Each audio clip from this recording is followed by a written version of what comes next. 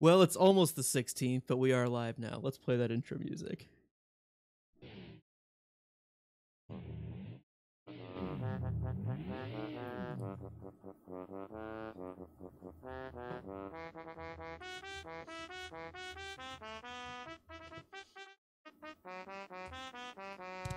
Hello, hi, and welcome back to the podcast that drinks and knows things. I am your host, Luke, and this is our episode entitled Greyscale Pie and I Don't Care.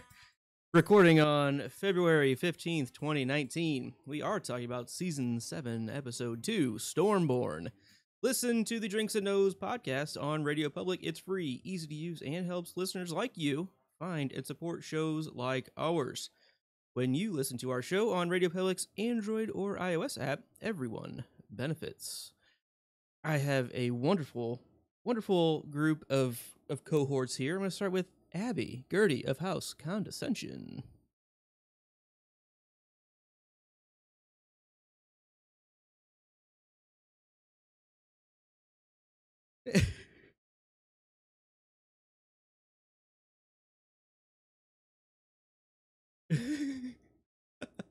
So We have Abby and Not Your Average Joe, if you remember him from our trivia after season 3.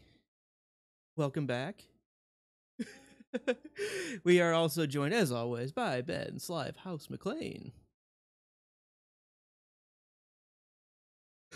Cheer the fuck up already.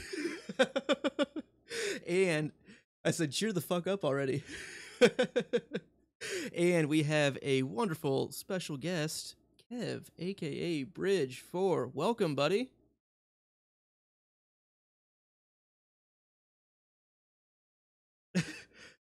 Hi, Mrs. Bridge.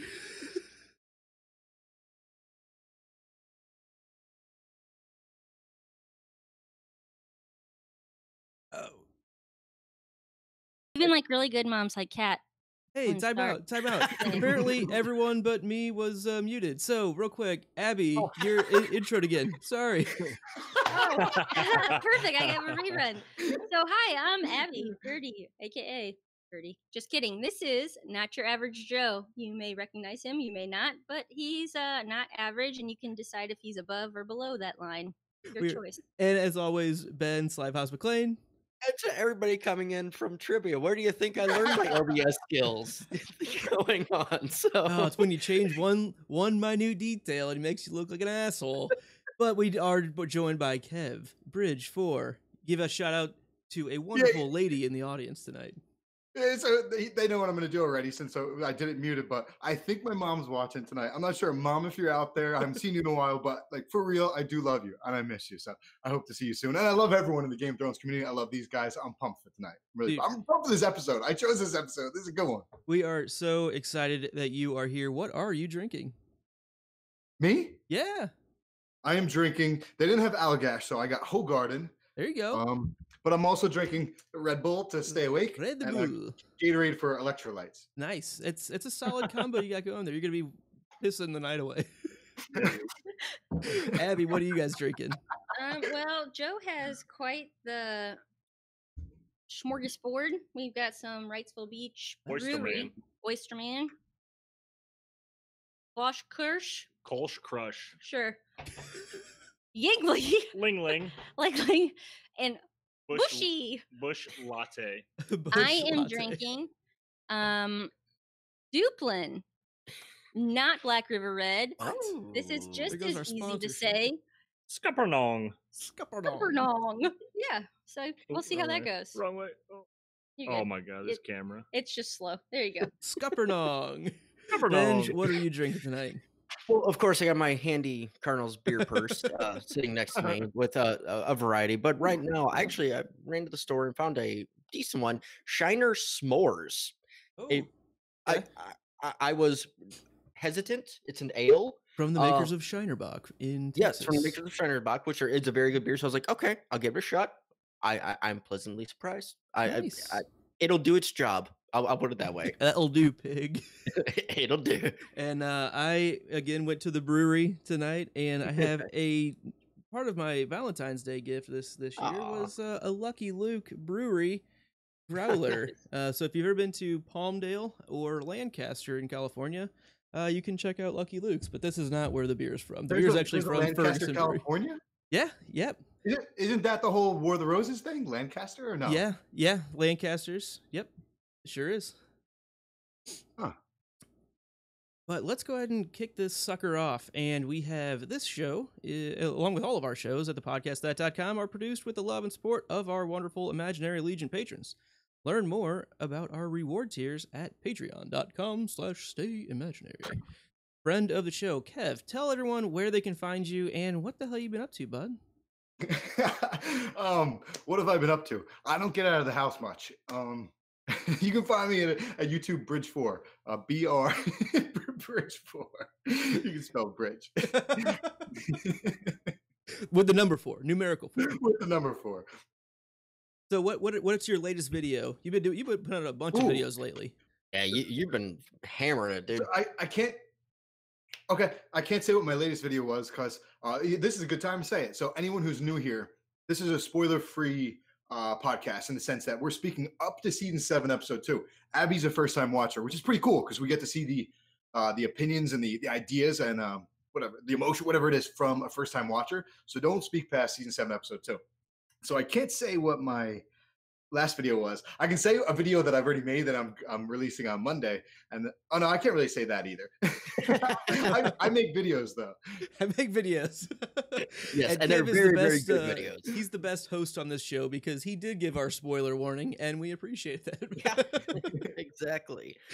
But yeah, like Kev said, anything up through season 7, episode 2, free game to talk about. Minor book to show discussion here and there, as Abby's read 2 of the books, the first 2. But we try to be the first 2 all the way through. I'm just working on the second one. Yeah, I still have a little bit left, not a ton, but just put it out there. Okay. All So right. let's go ahead and jump into season 7, episode 2, which was 59 minutes long. It aired on July 23rd, 2017, and was directed by Mark Mylod and written by Brian Cogman. Abby, what was that episode description? Daenerys receives an unexpected visitor. Jon faces a revolt. Sam risks his career and life. Tyrion plans the conquest of Westeros. Okay, questionable. We'll see. Yeah. We'll see. Yeah. All right. So opening, Benj, what were our scenes in the credits? So in the opening credits, we got the Big D, Peter Dinklage as the lead actor, King's Landing, Dragonstone, Pike, Winterfell, The Wall, and Old Town. Okay. Looks like Kev is. There he is. Team condescension. Oh, Hey, how's hey, look at that condescension? Did you see it? Yeah. Yeah. That's great. I was wondering who bought the other one. Right. I bought the 7 other ones. I know you but, did. I did. I bought one for every person of my family.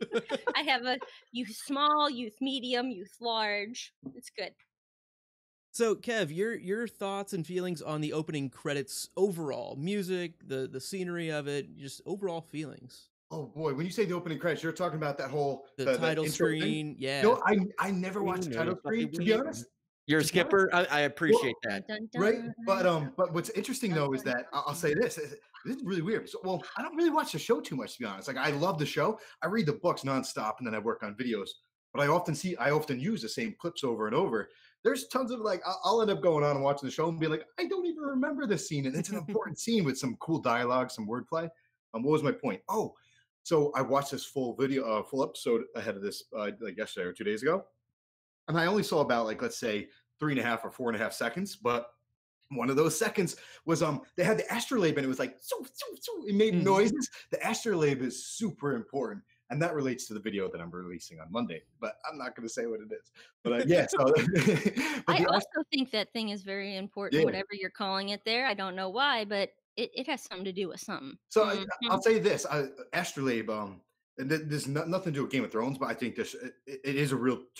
We have tools like that. Not that they don't look the same way. I think they're kind of like just a disc. Mhm. But what's cool about them is that I guess you have like calendars that tell you day or time.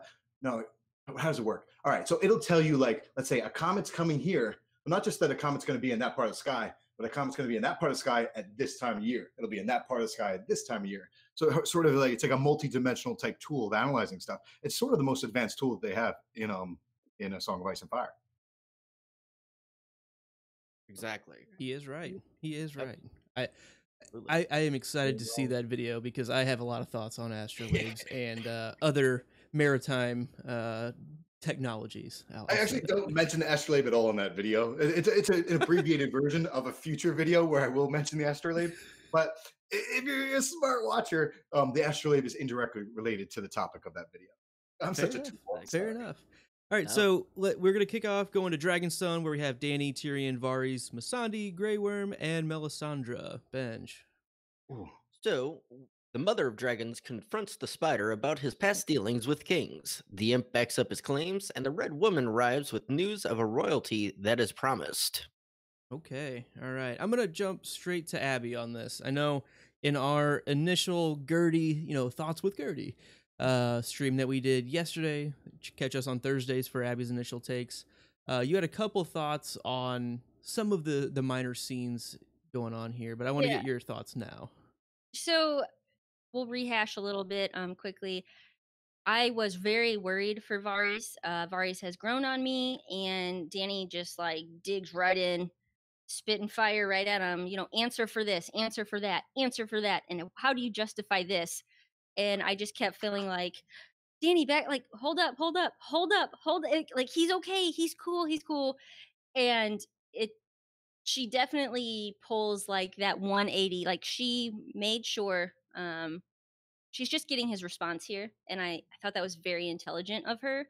um what is he going to say to this? What is he going to And he answers so well, but it's honest and it's not bullshit. And she turns around, and instead of like kicking him out or burning him, like I was afraid he was, gonna get sent to the dragons, she's like, all right, cool, you're gonna be my guy, you're gonna tell me when I fuck up, and that's what I expect of you. I really like this scene. And then we go on to Melisandre getting there, and I don't really have a ton of stuff on her, except We'll get to that. We'll get to that in just a second. Oh, okay. I want to touch on the Varys stuff, Yep. and we'll kind of open up that that portion of it with Dany and Varys. And I like the way she kind of prods and gets his responses, because she's looking for him to be kind of her conscience, is what she's looking at. Varys the cricket, Jiminy Varys, whatever you want to call him, and because she is curious as to some of this information that she has kind of figured out about him, or has always She been told wants him about to almost be his Davos, that hard truth. Like, can you give this to me? Are you gonna just tell me what I want to hear? And Right. oh, you're right, No I yes was wrong. men. And yeah, I want the truth, and I need somebody. In Varys, you're my guy. So Yeah, there was a great line. Incompetence should not be rewarded with blind loyalty, and that's absolutely true. It's Varys just and I shouldn't say smacking her down, but because she came at him with full ferocity, which deservedly so, but he came right back at her. Is like, I'm not going to follow a complete nut job. I don't give a shit about the royalty. I care about the people. And it was a very powerful scene on Varys' part. One of his more powerful actions that we've seen in the entire series. And I'm not always on Team Dany as her being a powerful girl, but she was boss. She was boss babe here. Like, Agreed. she did great. She held her own. It didn't matter that, her voice is in a higher octave. Like, she commanded that room, and I loved it. It was real good. Octave or not, everybody can. Kev, what are your thoughts on this interaction?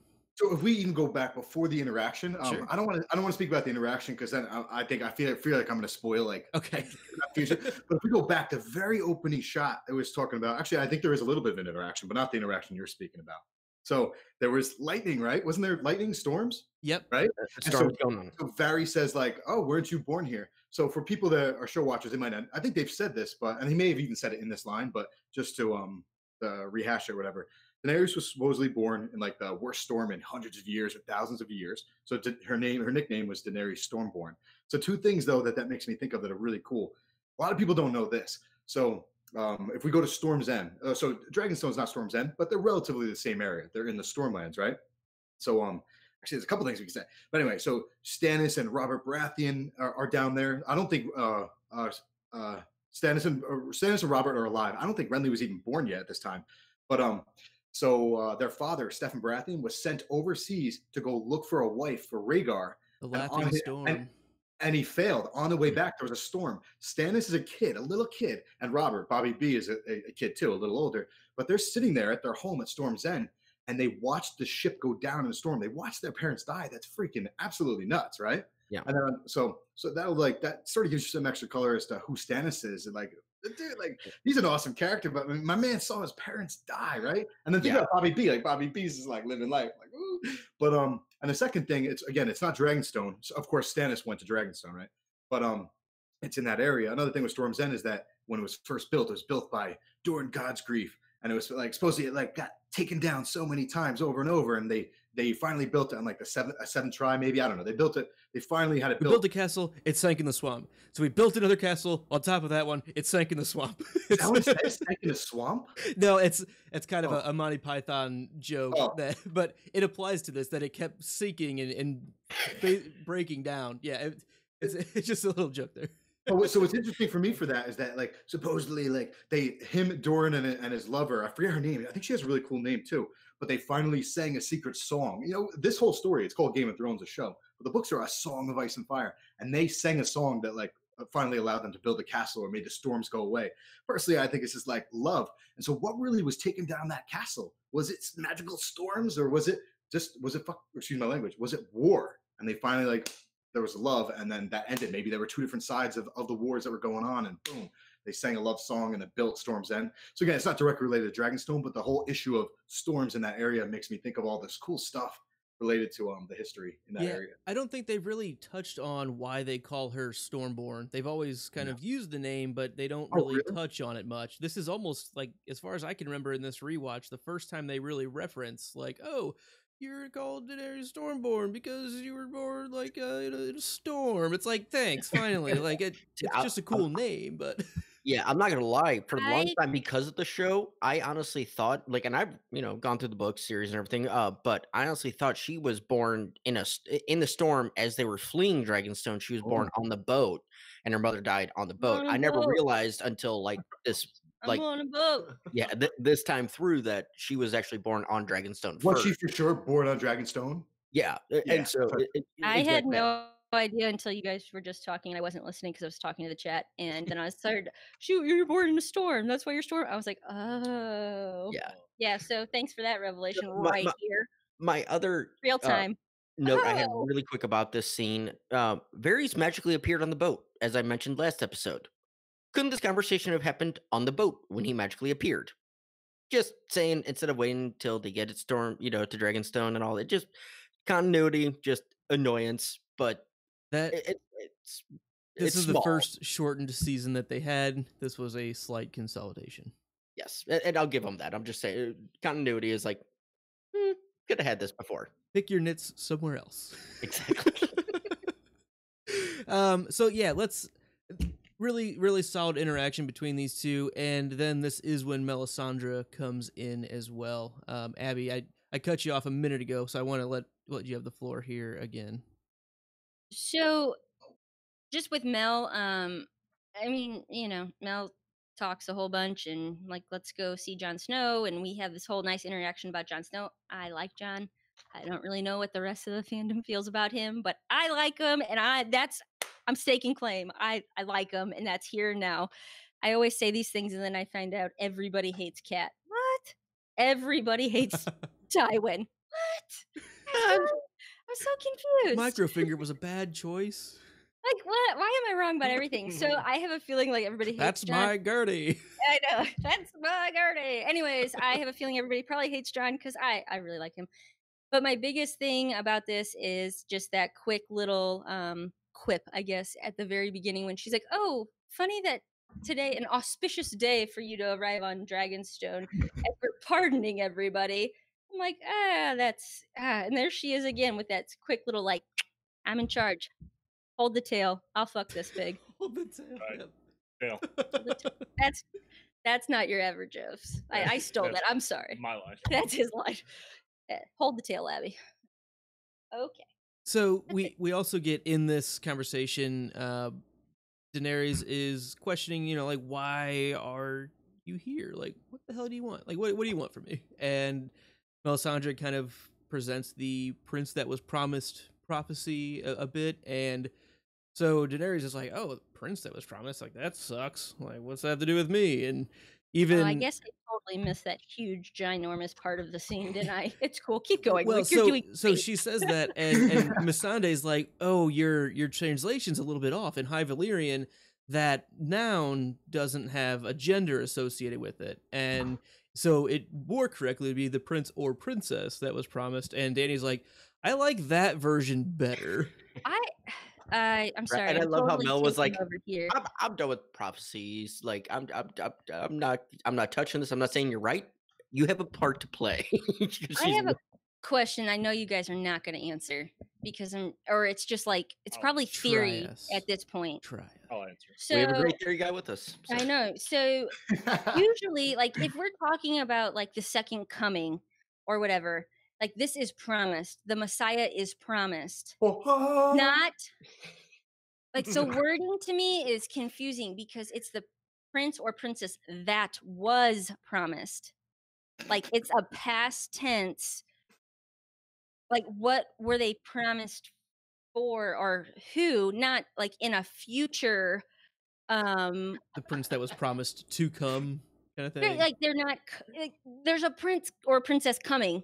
It was like, look, we promised this prince or princess. It's a good Shoot. thought, Abby. Thank you.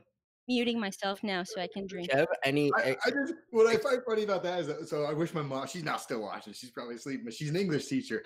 I don't know how to interpret that, but I like where your head's at. I think she was promised, but it could be talking about something in the future. I don't know. Or promised to, like, I don't know, like she, like it sounds like you, Like it's it- like like the it was a payment. marriage, like, or like an arranged marriage, like you guys are like Yeah, promised, betrothed. arranged. And Abby, in your defense on this one, this is one of the things personally that I think the show really neglects to expound upon with the Princess Promise, because she originally said Stannis was the prince that was promised and all that. That's why he pulled up the I've sword heard from. it so many goddamn times, and finally I'm like, when But Masandi's like, your you had no- translation's wrong, I really Yeah. listened to what it was, and I was like, that was promised. That's weird. Sorry, go ahead, Ben. So no, and you're not wrong. But the show kind of has missed the mark on expounding upon what the Azor Ahai Princess promised.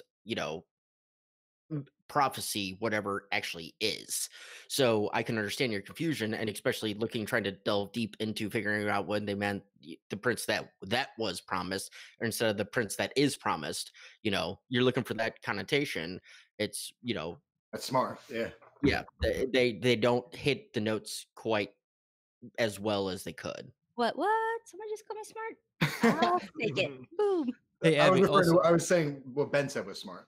Oh well. No, I'm kidding. Everybody's To be wrong clear. every now and then, Bridge 4. No, I mean, the way you're analyzing it is definitely the way, like he's saying, to analyze prophecies in particular, for sure. wording learned. I've read Harry matters. Potter. Phrasing matters. book 5. Are we not doing phrasing anymore? Just saying. Kev, Not do you have any doing other phasers thoughts anymore? on? Yeah, I have a these few guys? thoughts on the Okay. scene, right? So Wrong. Mel mentioned the quote "part to play," right? Did she mention that? Yep. I think she literally said those words. So that's interesting because obviously Mel originally she comes over to Westeros and she thinks Stannis Baratheon is Azor Ahai, and then she uses magic to make his sword look all crazy. I mean, he's blatantly not Azor Ahai, but now it's a part to play. Like, what is Mel trying to do here? Because a lot of people think Azor Ahai shoved a sword through the lover, so Mel might be up to something bad. She might be trying to set people down a bad path. We'll see. And as far as she did say prophecies can be dangerous. I like that. That's a nice shout out that's mentioned by several people in the books, because it is like future visions are metaphors, are hard to interpret. Like everything Cersei's doing is like it's self-fulfilling prophecy because she's trying to avoid it, and things are just happening. Yep. Another thing I liked about this scene was who said it? Ooh, Dany said it. She said, "He sounds like quite the man." That's actually that's a duplicate line. If we go back to who the heck was it? So was it Davos or Samuel Tarly? I think it was Samuel Tarly. Might have been in a room at Castle Black. Yeah, it was Samuel Tarly. So he's in the library at Castle Black with maybe Gilly, maybe Maester Raymond or something like that. And they're talking about Dany, and he says, "Oh, she sounds like quite the woman." So that was pretty cool. It was actually a repeat quote. Nice. Yeah, nice catch. about those two. Yeah, very nice catch. And one other thing. This is huge. Thank God I have notes. Mel mentioned being a slave in this, right? Mm-hmm. Yeah. That's something that goes way over everyone's heads. Every single priest of R'hllor is a slave. She was sold to the temple as a child slave. Thoros Amir was sold to that temple as a child slave. That brainwashed this fanatic cult, right? Mm-hmm. And on top of that, so Mel's done some crazy bad stuff. The whole Shireen, that was last season, right? That happened She's already. the worst. That was two seasons. Yeah, End of season 5. That was last season. So she's done some crazy stuff, but you almost have to sympathize with her in a way because she's a slave, or she still is a slave, but she was sold as a kid as a slave. And also, I don't want to spoil too much for the books. Abby's gonna like it, but you start getting Melisandre point of view chapters, parentheses S parentheses. I don't know. When you start hearing people's inner thoughts, like someone like a Jaime. A show watcher might see Jaime differently than a book reader will see Jaime. Mm-hmm. A show watcher might see Sansa differently than a book watcher will see Sansa, because you hear their inner thoughts. And I don't know, I'm kind of I hated Melisandre forever. I mean, because what she's done is crazy, but she's human and she makes mistakes. So yeah, that's all I want to say. The whole slavery thing. She's a great character. Agreed. And anybody have any thoughts on Tyrion stepping up for Jon Snow? Basically, Vouching for him. that whole interaction of once he hears about Jon Snow being king of the North, he's like, I know Jon Snow. I like Jon Snow. You know, he was a good guy. I walked with him to the wall and everything, and we got along. And then Danny kind of pops in with, okay, I'll meet with him to tell him to come bend the knee. And yeah, I did not like that. I don't know how everybody else feels, and it kind of doesn't matter because it's about how I feel. I don't like it. Team condescension. I Well, it's my opinion. absolutely agree with you. Humble H. Oh, there we go. Sorry, I have tricky word Humble things. hoe? Yeah, no. In my humble opinion, I thought you said IMHO. humble. I think said I'm a humble I'm hoe. a- That's what it sounded like, right? humble. Humble hoe. Man, I Hashtag thought I was- humble I'm hoe. a humble hoe. Get that going in the chat. Humble hoe. Hashtag humble hoe. Yeah, no, I absolutely agree with you. About on my first watch through, I really went off on this and everything. The second time through, since my softening of Danning, as Luke has drilled into my head, it's a bit more understandable, especially really watching what she's gone through and her mentality. I still think it's a little bit petulant, but I think it's a little, it's just a little too much for me. Like, we're gonna send him a note and request him to come here. And Cersei does this too. That is the kind of like status quo of the queen. You can request them to come bend the knee. But Dany has done things in the past, like in such a morally superior way, than what we also see in Westeros, really. So it just surprised me. I know where you're coming from. I have a couple of thoughts, and then we'll get past the first scene. Right. But yes, Dany is typically very morally sound and all of these things, but she's also thrown her authoritarian business out there a bit, right? She's pulled the I'm the queen. She's pulled the I'm going to rule with fire and blood. So she's getting here. She knows nothing about Jon Snow other than this is like the first she's ever heard of him. The So other thing that I'm trying why to be should real- this another person claiming independence be anything different than what Euron Greyjoy is doing? Different than what anybody It's because is I doing? know John, Right, and it's I just tried because really you hard know. to like keep those feelings apart, and I knew it was driving how I felt specifically about her, because I'm like, The one final thing I'm going you don't know to Jon Snow. to You know agree nothing with you is the about fact that she Jon does Snow. say to come here and bend the knee, as opposed to like, hey, and let's talk about it the way that Yara and Theon came and we listened to them, and we're, she even had the line, they asked, like everyone else can ask. Right. So to me, it's just, again, the phrasing of he'll come here to bend the knee is a little brash, a little in your face, I guess. Yeah, that's all. So let's go ahead and ooh, it is how wars are started. let's go ahead and move on to our second scene at Dragonstone, where we have Dany, Tyrion, Varys, Missandei, Grey Worm, Olenna, Ilaria, Yara, and Theon. Benj, take it away. Dany denies an outright siege on King's Landing. Tyrion breaks down their battle plans. Missandei and Grey Worm have a game of two-hand touch. Scissor me, Xerxes. Scissor me, timbers. Brown chicken, brown cow. Brown Hashtag chicken, Team brown Scissor cow. Squad.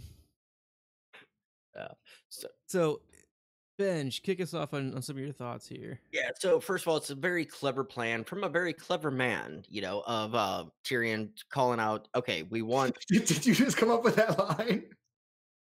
I've had it typed up, and I kind of stole it from... Yeah, but that's yours. It's not from the show. Well, I stole it from Elena. Yeah, it's straight up from Elena. Oh, it's from Elena. Oh, yeah. She's like, he's a clever. Your hand is a clever man. I've known many clever men, and I've outlived them all.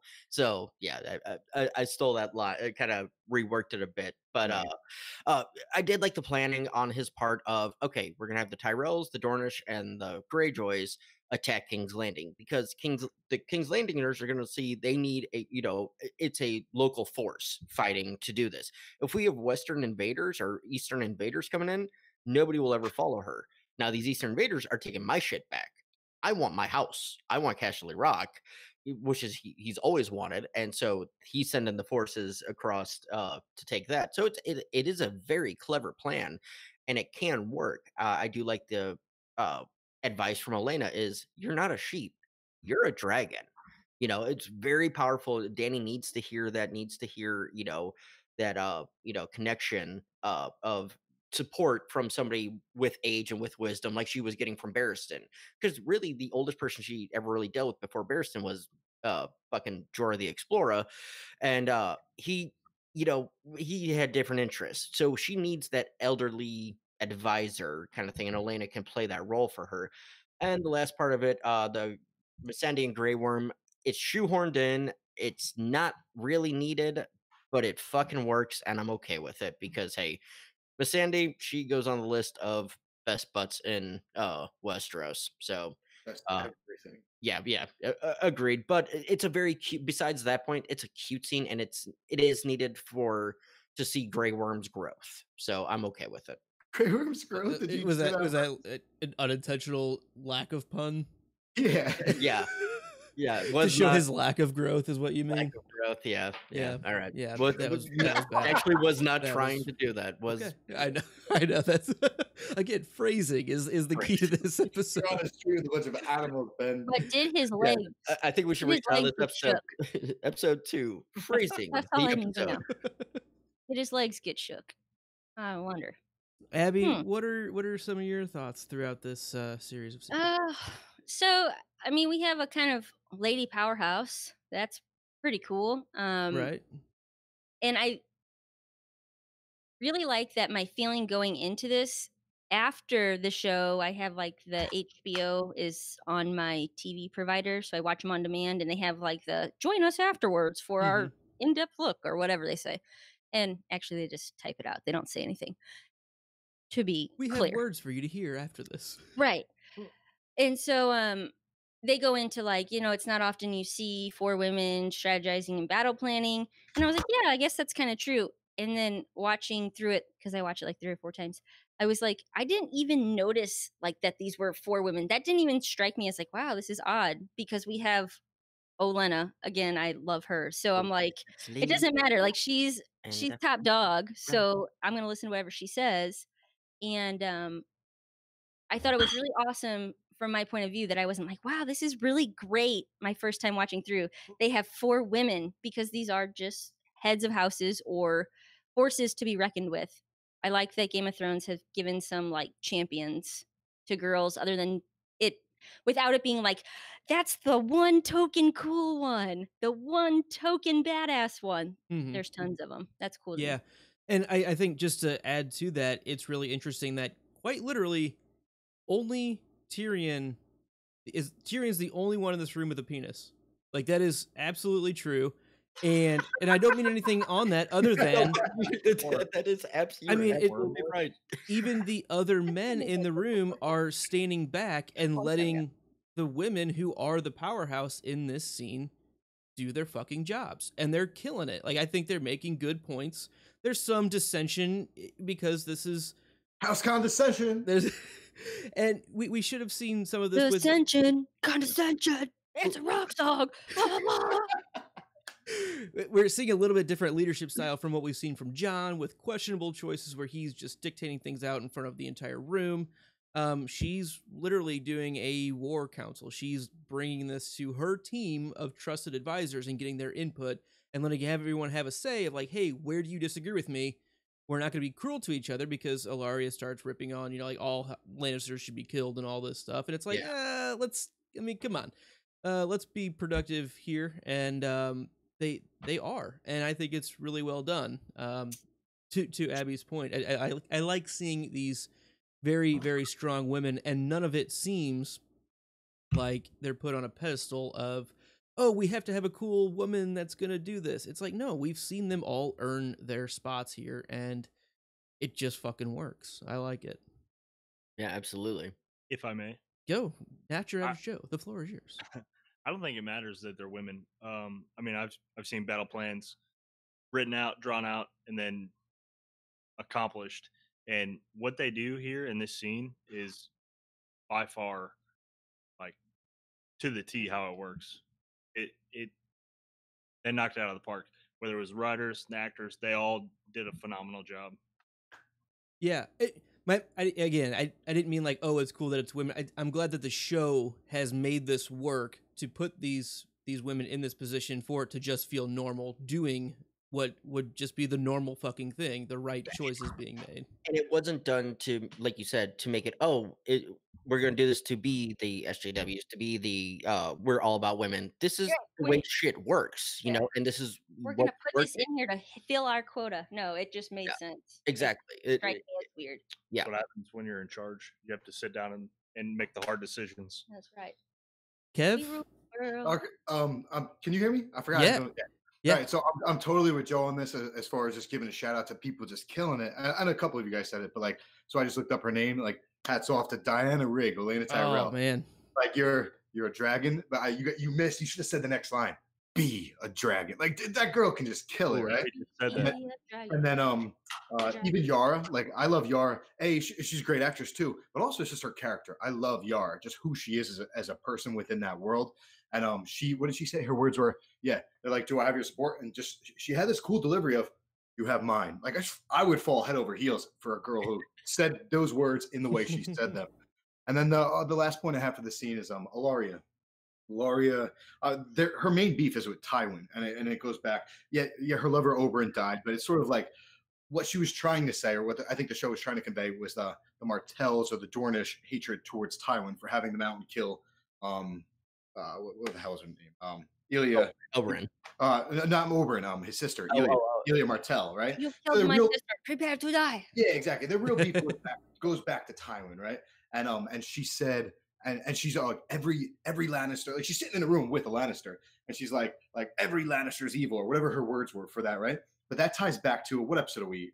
I think it ties back to episode 1. I'm not spoiling anything, right? Jon said something about children in episode 1, right? Wasn't that the Karstark and Ned Umba? Yeah, Ned and Alice Karstark.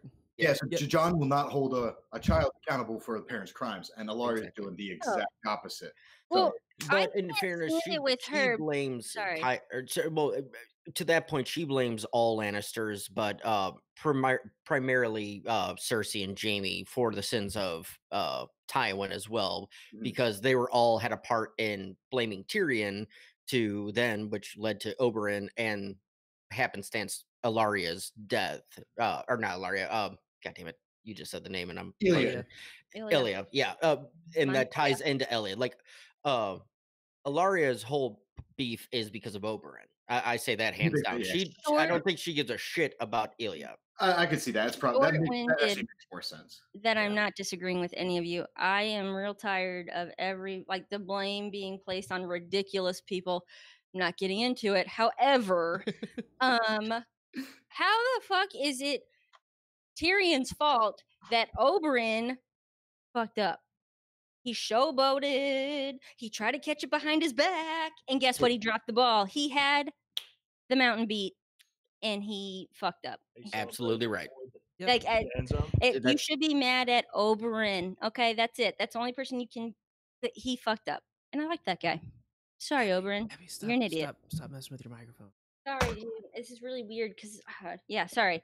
I'm done touching it. I want to. What you said, Abby, ties back to something Syrio Farrell tried to teach Arya. He's like, how can you be here when you're somewhere else, when you're with your worries? So it's that whole concept of and then if you go back to if you talk like him all day, I'll just listen. Yeah, Syrio Farrell. What is that? Milos Sinopoulou? I cannot say it. Whatever that dude's name is. That dude Miltos. Cool. Miltos Sinopoulou or something. That dude was cool. What do we get him for? A couple episodes, and I'm still like, I think it was love that man. He's still in her dreams. Yep, definitely. I like old guys. Miltos isn't old. Are you kidding me? Badass and old. Yep. Mature, well seasoned. All right, I think. So that solid scene with Olenna Tyrell for sure. I like that she's saying, all the men here are sheep, like Westeros are sheep, like fucking go burn them at this point. Like, do what you got, play to your strengths. Like Mad Eye Moody talking to Harry Potter. What are you good at? How do you just listened to that episode today, dude. Take your strengths and use them. Use them. You have what you need, if I say you have strengths. So, I like that she's giving her solid advice to be herself. Play the part that makes her what she is. what makes her Daenerys Targaryen is being a Targaryen, being a dragon. And no one's really giving her advice like that. We have clever plans from Tyrion, which are solid, but she needs to keep she doesn't need to play the Westeros game. She needs to play the Targaryen in Westeros game. And she hasn't heard that advice yet. So imagine that someone could come up to you and like, no one's going to come up to me and be like, yo, Kev, be a dragon. Like, I'm a dragon. That's so cool. They're going to say, Kev, be a bridge. Yeah, be a squirrel. You know, be a duck. You're like, be a bridge. Be a bridge. So let's go ahead and take a Jojen rowboat to White Harbor from Dragonstone, and then take a Jojen horse and buggy up to Winterfell, where we have Sansa, Jon, and Davos in our first scene. Benj, tell us about it. So, Sansa, Jon, and Davos receive word from the hand of the queen to come to Dragonstone. Pretty simple scene. They get the letter from it. Luke, I see you got your note, so start us off. Yeah, I have a note here, I guess. You know, they get the note, and it's all about Tyrion's note to Jon, right? And basically saying, hey, come bend the knee. But Sansa's thoughts here are, I think, to me, the most important, because this is, again, we kind of get her perspective and judgment on Tyrion. And, I mean, Jon knows Tyrion, but Sansa was literally married to the guy. And she's like, yeah, Tyrion's not like the other Lannisters. He was always kind to me, but it's not worth the risk. And so a lot of things I like about this scene. So one thing sorry, go ahead. I'll finish up. So the main thing I like that Jon's going to her directly for advice. This is something that specifically she has knowledge of. Like, again, play to your strengths. Like, this is exactly what she was upset about last episode, and he's learning, folks. He's learning. He's coachable, Ab. He's coachable, and he's learning. My favorite word. The best kind of guy. And she's giving him sound advice. It's good advice that she's giving him.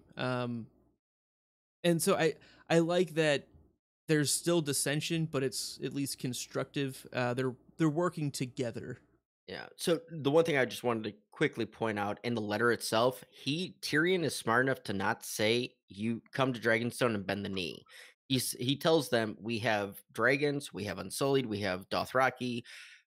We want to meet with you. We want to talk with you. He doesn't do what Dany told him to do. He doesn't tell him, come to Dragonstone to bend the knee. Come to Dragonstone to meet and to talk. That's what pretty much they had talked about. Because Come on down, have a cup of coffee. Had Tyrion actually written in there, bend the knee, would not be a question. Sansa would be all about, fuck you, like, absolutely fucking not. Now it's that Tyrion played a very smart and a very smart political move of saying, hey, come talk about this. Yeah, definitely. I like that that Tyrion plays his hand well here. He does his job, but he doesn't follow the letter of the law that was proclaimed for him. He kind of plays the more middle ground here. Kev, I see you probably have some thoughts here. Well, yeah. So I was looking at my notes, and I see kids practicing with bows. There's a lot of stuff with bows throughout the stories. That's cool. But in my notes I wrote dwarves are bastards. So I guess that could be taken out of context. I don't actually think dwarves are bastards. I was sitting here like, what was I trying to say when I wrote that note? And I got it. So where do we stand now? We're season 7, episode 2, and Jon Snow. What's his title? He's King of the North, right? He's King of the North. King of the North. And what's his name? King Snow. He hasn't changed his name. My man could be a Stark. He's always wanted to be a Stark his whole life. But my man's just rocking out as Jon Snow. So the whole dwarves. He read a line from Tyrion saying dwarves are bastards. Like, wear it like armor, can never be used to hurt you. It seems like Jon's kind of cool with being Jon Snow. That's cool. Yeah, definitely. I like that he has the opportunity to maybe make a proclamation about a change for himself, but he can do whatever he wants. He's the king. But he kind of has a personal integrity that he's kind of upholding with being true to himself of what he's been through to get him to this point. And I mean, there's a lot to unpack on that, but I like that he's being true to himself. And and not trying to, I don't know, garner easy support by taking the Stark name, the famous old ancestral home, and because he's gotten here on merit. That's his strength. That's his strength, and that's what he's going to continue to provide. Abby, Strength and bottles. battles. It doesn't matter the No. odds. I love his I don't even know what that is. Who fucking knows? But it's great. He's actually mimicking some of the things that Sean Bean kind of did early on. English. Yeah, it's they're great. creating a Stark kind of dialect ish. I love it. I like his accent, whatever it may be. It's Starkish, Starky, Tarky. Anyways, I don't really have a ton here. I already told you what I thought on my initial thoughts. I like that he goes to Sansa. He goes to Davos. He has kind of, I don't even know if it's like you say, he's learning, and he is, but I don't think he goes to her out of pity. Oh, I better run this by Sansa so I don't hurt her feelings. I think it is a true, he values her opinion specifically on this. And I think I touched on last time, Jon liked Tyrion. He has a good impression of Tyrion, but I don't think his knowledge of Tyrion is more than a first impression. Not much. He makes a good first impression to me. The weekend we spent together, or however long it takes. Maybe it's a week, maybe it's a month. It was a month. It was about a month. Whatever, though. Like I told Luke, you could be cool for a month on a camping trip or a weekend, and not show your true colors.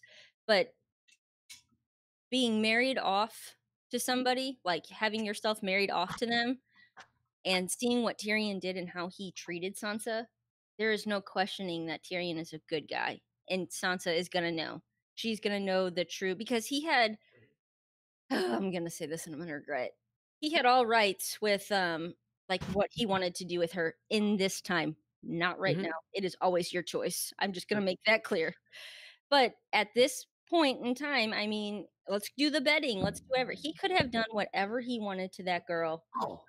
Yes, had his way, and she would have had no say. Legal leg to say no. Yeah. Yeah, at all. But he didn't, because he is decent, and she sees over and over and over again that he is decent. I don't know. I guess I'm just proving that Tyrion's decent.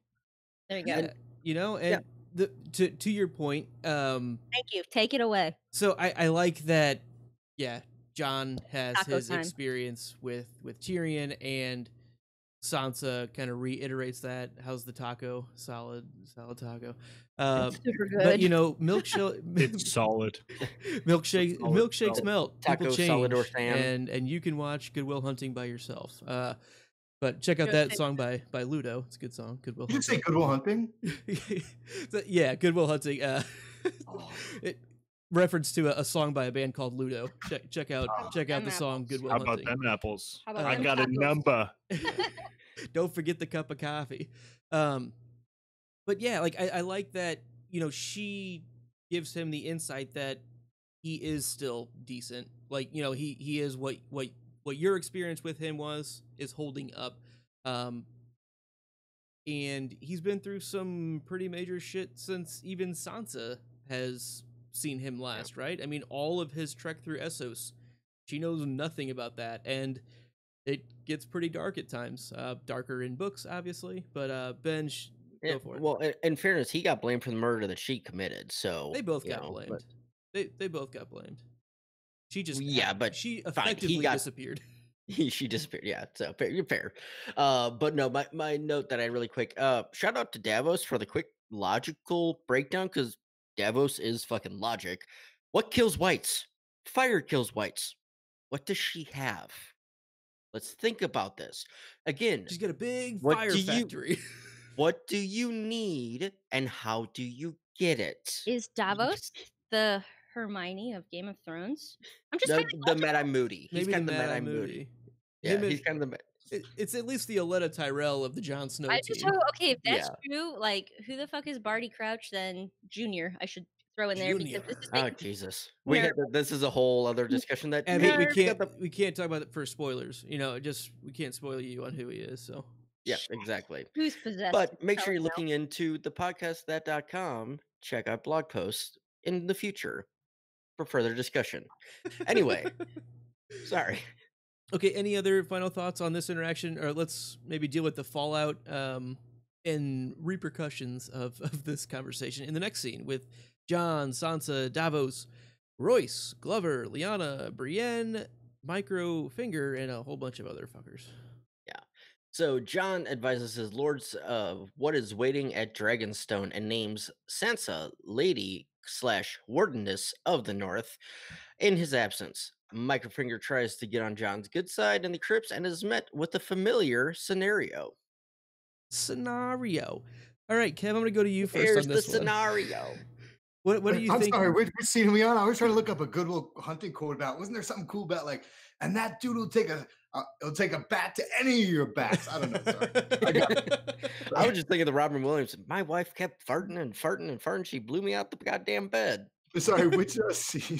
So this is where Benj, why don't you read your description again? There you go. So Jon advises his lords of what's waiting at Dragonstone, says he's going there, makes Sansa Lordess, Wardeness of the North, Lord of Winterfell, and Microfinger tries to befriend Jon, but is met with a familiar scenario down in the crypts. The only thing I'll say about this, and I have made a video about this. This is not a spoiler, Gertie, Abby. But so if we go back to season 6, Jon says like, right, Battle of the Bastards already happened, right? Yeah. Yep. So Jon says that they'll bury Rickon next to their father, next to Ned. And then I don't think Ned's bones are in Winterfell. I don't. Because if we go back earlier in the seasons, Littlefinger goes up to Lady Cat and he brings her the bones, right? Lady Cat's in the Stormlands at the time. Then Littlefinger goes back to King's Landing. He doesn't bring the bones back with him. So Cat's got them. Cat never goes back to Winterfell. So personally, I think it's kind of weird. He says like, yeah, I delivered them myself. But I don't think he didn't deliver them to Winterfell himself. He says he delivered them to Cat. He does say deliver them to Cat. So my question from the scene is still, and no one, I made a video about this and no one's really buying it, but I'm like, where the heck are Ned's bones? They're not in Winterfell. I think Ned's got an empty tomb right now. So that's the only takeaway I got from this scene. I think in show they showed some. Did they show it arriving? They showed the bones getting to Catelyn, and I think they show her sending them off. The White Walker? Sending them off. She sent them off, but there's tons of war going on. Yeah, they never showed arriving. Yeah, they never wait for those bones to get back there. Because if they got back there, who are they going to go to? Ramsay? You know what I mean? Because by the time they would have made it up there, Theon would have already taken it over. Yeah, that's a fair point. It's a fair point. I don't know. No confirmation one way or the other. So we get Jon making the proclamation, or he basically, shares that, hey, I got this letter from Sam, who I trust as much as anybody in this world. Pretty solid, character judgment there, I'd say. Again, he could have known about this 2 years ago, but letter's just as good. I'd let that go. Let that go, Benj. That Dragonstone ship has already sailed. But one stands for redeeming quality. Oh, no, there's none. You burn your own child, you have none. Well, he did tell them there's dragon glass at Dragonstone. That's okay. So I did bring that up. I was like, I just kind of assumed that there was, and Luke was like, well, they did kind of say this, or Stannis did, and I was like, yeah, I just kind of thought we all knew that, but glad I'm not the only one. Yeah. Abby, there's a lot of life going on in these stories. It's just a lot of life. Things happen, guys. It's rough. Get a helmet. You'll be fine. You're doing great. You're doing great. And so Jon's basically like, there's all of this dragon glass, which is like the one thing that we need right now. And it's at Dragonstone. And guess what else is at Dragonstone? I got this other letter from Tyrion Lannister. They're like, hold on a minute now. Tyrion Lannister, what a terrible idea. And he's like, oh, he's the hate of the queen for Daenerys Targaryen. They're like, oh, the Targaryens, oh no, terrible.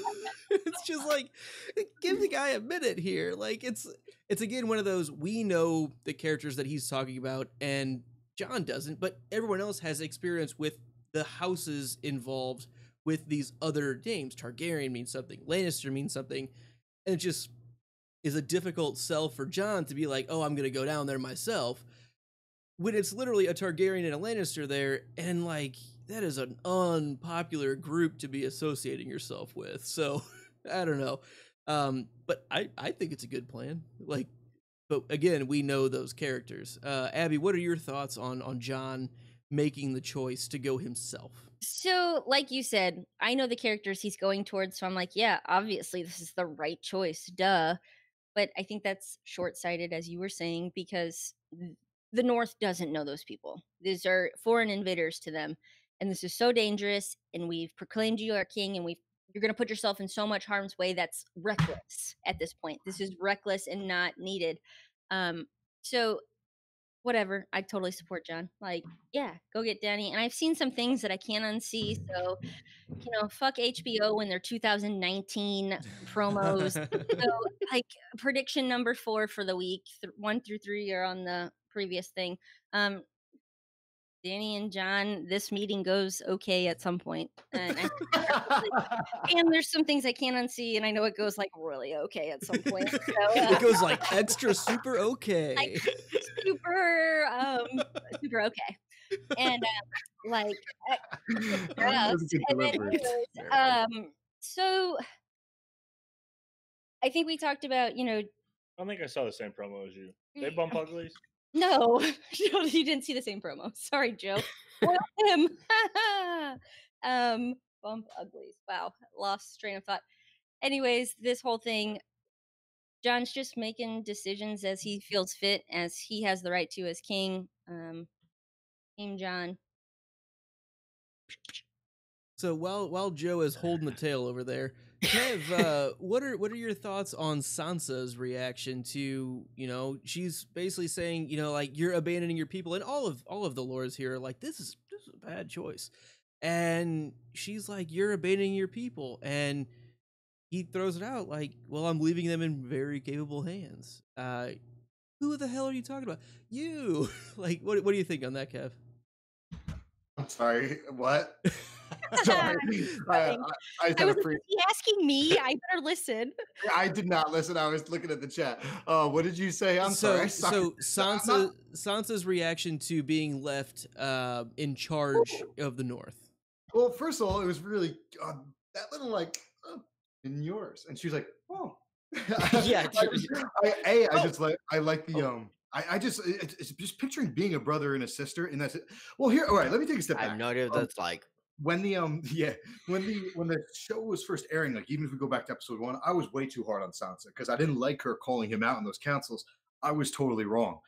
I don't like her calling him out in the councils. However, what's the problem was not her calling him out. It was it's Jon, like, yeah, having the open council is awesome. I do love that concept because it is more like democratic, if you want to call it. But you should meet with, like, the head honchos should all get together and be on the same page before you have that meeting, right? So her calling him out wasn't a problem. He should have told her what he was going to talk about before those meetings. Oh shit! What was your question? Oh, so then but that scene, it's cool. Like, you would think he would have already told her that before having a big meeting with, like, the lords of the realm, you know what I mean? But with that said, he didn't tell her that. So it was a real cute moment between a brother and sister. Like, I'm leaving it in good hands. Whose? Like, all like feisty?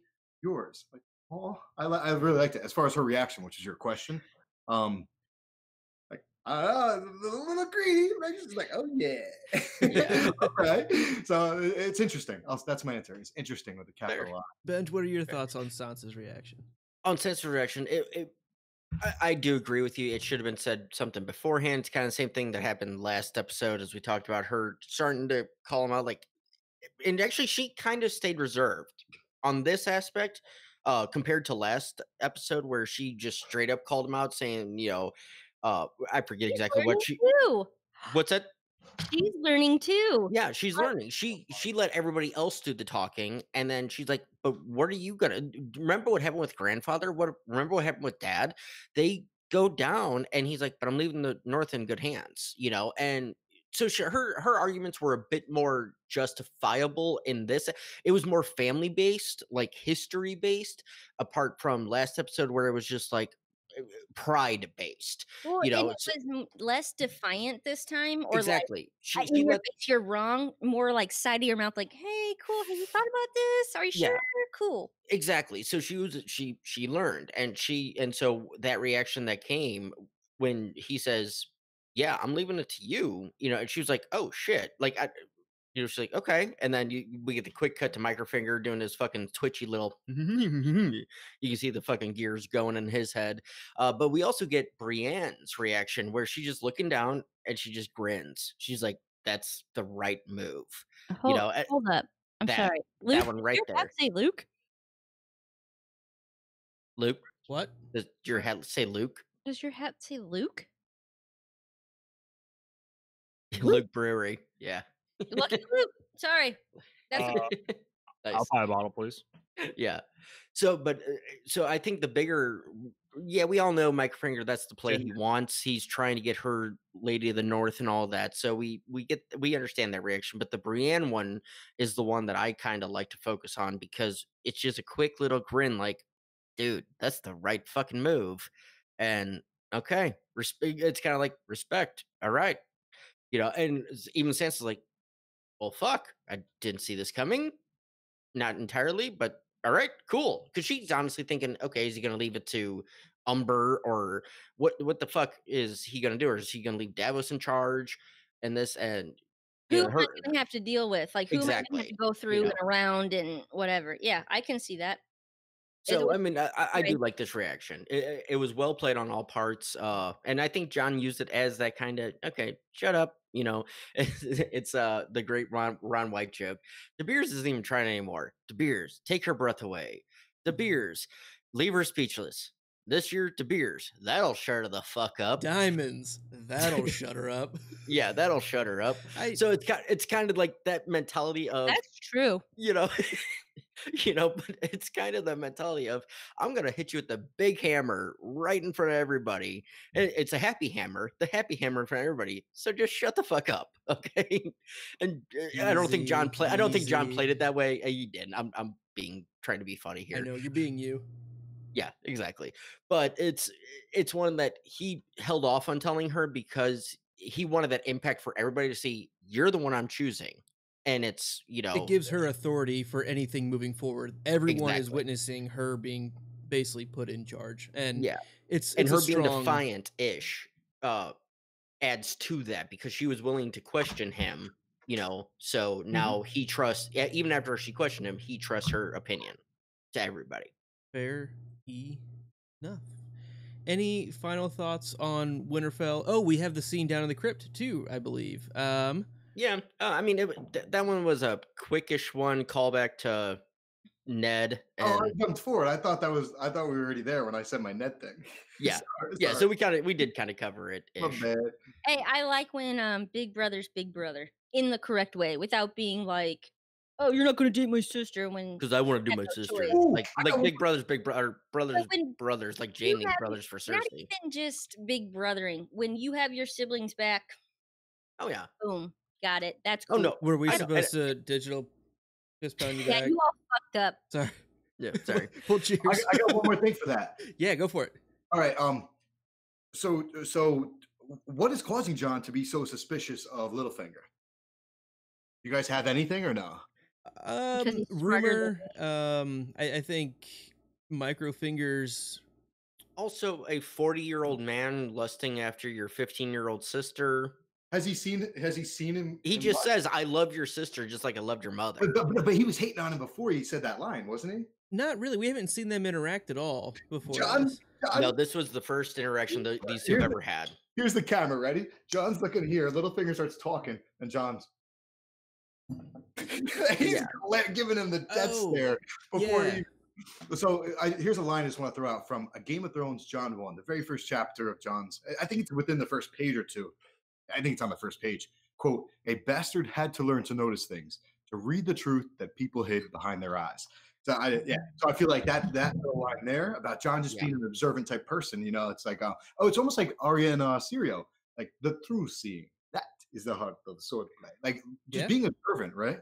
Exactly. Look with your eyes. Yeah. Yeah. I do kind of wish that Microfinger could have maybe squeaked out the line, Starks, always quick to anger. Oh, that would have been so good. Just something, but... Dude, sorry, keep going. But I think, honestly, he was more scared of John in this instance than he was of Ned in season 1. he was hands down more scared of Jon because Littlefinger's running out of he's running out of his, fingers to manipulate. And so he's down to a nano finger. he's down to a nano finger. Like back in King's Landing, he had every fucking angle covered. Up here, he's only got a few things to play with. And so Adam finger yet? what's that? An atom finger? Yeah, I think so. Yeah. I don't really know. Luke, But so I think he was legitimately more scared of Jon in that instance than he was of Ned. And so that's why I think we didn't get the quip. I would have liked the quip, but I'm kind of glad now just talking it out that we didn't, because it makes me feel like he was actually more scared. Real quick, so this is something I saw when I was like making a video the other day, and it ties. Your line is awesome. Stark's quick to anger. I don't think show watchers won't know that, but like Starks have tempers, right? They probably said something in earlier seasons, but something on a similar train of thought, and it's very similar between Jon and Ned, is that like these dudes don't have any social skills, man. So if we go to the hard home scene, he's in the tent with all them, and then they're like. He's a good dude. He's inviting them back, right? And they're like, so what happened to Mance? And he's like, instead of being like explaining the situation, he goes, I shot him with a bow. Like, I shot him through the heart. Like, dude, yeah, I killed him. Answer the question, man. So, yeah, I don't know. It gives they very often give the blunt, straightforward, actual, technically correct answers without like building the framework around like why that was like a truly good thing to do at the time. Yep. Luckily for him, he's got good PR of Tormund or whoever it is, Melisandre, like whoever it is, they can speak for him well enough to be like, okay, like that's true, but there's like more to the story. Yeah, exactly. And it's also his facial expression when did it, but it actually ties in the Maesters in one of the books. I think it's like The World of Ice and Fire. They say you talk about the different house names. The first men, like the Northerners, their last names are very, I forget what the word was. It was like efficient or blunt or very concise. Mm-hmm. Stark, Umba, Nori, whatever. Yeah, so they're just very to the point. Yeah, one last thought on not as many letters to remember. Yeah, they're like they're a little bit more simple and straightforward, and they're not hiding behind any kind of frills. It's just it's a harder life living in the North, and their names kind of reflect that. Take your baubles and lace. Basically, yeah, it's not the Tyrells or the whatever it is. I have the most random question, and we'll go through it quick. Who is occupying at this point? So Dragonstone is Dany. Mm-hmm. Blah blah blah. Castle Rock is the Lannisters. The Baratheons hold Storm's End. Storm's End. Who's there? But they don't. Do we know? Good I was just wondering about it. Like show wise, we have no fucking clue. Yeah, it's just been kind of left at this point. Yeah, like, they gone. There's no Barath. I just was wondering. Was it given to somebody? Continue. I'd say the Tyrells would probably have. Yeah, I don't know. It's just hasn't been touched on. Yeah. So, one last thing. I know, Kev, you brought up a good point. Like, wasn't Jon kind of throwing shade towards Microfinger, like, before they even did the, I loved your mother, or I loved Catelyn, I love your sister. It's, the whole scene starts off with, you don't belong down here. Because they're in the crypts, and that is about as stark of an environment at Winterfell as it gets, right? I mean, this is like in the guts of the ancestral home. And yeah, this is not a place you just waltz into uninvited. This is a sacred place for this ancient family. And that's, I think, what sets this sour note on the entire thing, regardless of any reputation or pre-existing knowledge Jon had about Baelish himself. Yeah. I'm glad you... Go ahead. I'm glad you said that line, because that line is an exact line from this isn't spoiling anything. It's book 1, Abby, but when Jon's down in the crypts, he has crypt dreams, and the Kings of Winter are telling him, you're not supposed to be here. Mm-hmm. On top of that, which gives it even more irony, is that when Jon's at the wall, he thinks the exact same thing about the wildlings before he falls in love with them. Mm-hmm. Yeah. I think that's one of the worst things that, like, telling things about Microfinger is, like, he doesn't know his place. And as He you're thinks every place is his place because Right. the micro finger can reach everywhere. dislike those people in general. Like you start a new job, you start in like this new friend circle or whatever, and you just insert yourself. Like let's do your Without warning, you just throw the shocker up. Come on. Yay, that's rude. Not cool. Shouldn't do that in a senior picture either. Senior boys. Just saying. But Abby, really quick from the Rick chat, Niblick doesn't like that. from the chat, Storm's End is promised to Bronn. Bronn's getting Storm's End. That's hearsay. I know. Unconfirmed. Joking. It's Bronn's castle. Well, at this point, he's getting 2 wives and 2 castles. And Yeah, a big one. Yeah, poor he's just gonna Bronn. go and sing, and it's gonna be cool. I saw that. I was like, oh, I'm using it. Sorry. That was Okay. good. Final thoughts on Winterfell. All right, let's roll along to our quick little break here. We're going to talk about Audible. Go to Wait, Winterfell. This is not related at all, but this is funny. I saw a line from back in like season 3, and and when Arya leaves Hot Pie, and he's like, he says something about like Winterfell, and he's like, he calls it Winter Hell, and she's like Winterfell, and he's like, are you sure? Are you sure? And she's this cute little smile. She's like, yeah. And that's actually kind of funny too, for like the book specific reference of like when she shouts Winterfell when they're leaving, and Gendry's like, you can't say that. Like, I heard you. Anyone else is gonna hear you. And she's like, I said go to hell. Yeah. Oh, that is a cool connection. So I thought that was a nice little, at the time, with that's Hot Pie cool, getting that yeah. wrong, kind of a little nod there, Easter egg. That's Yeah. awesome. But audible.com is a pretty awesome website. Do you like to read books? Do you not have time to actually read? Listen to books with professional narrators that are good. And you can do so, and we can give you a free audiobook with a free 30-day trial at Audible. So go to thepodcastthat.com/support us. Click on our Audible affiliate link. I will drop the actual link in the chat right now to that as well.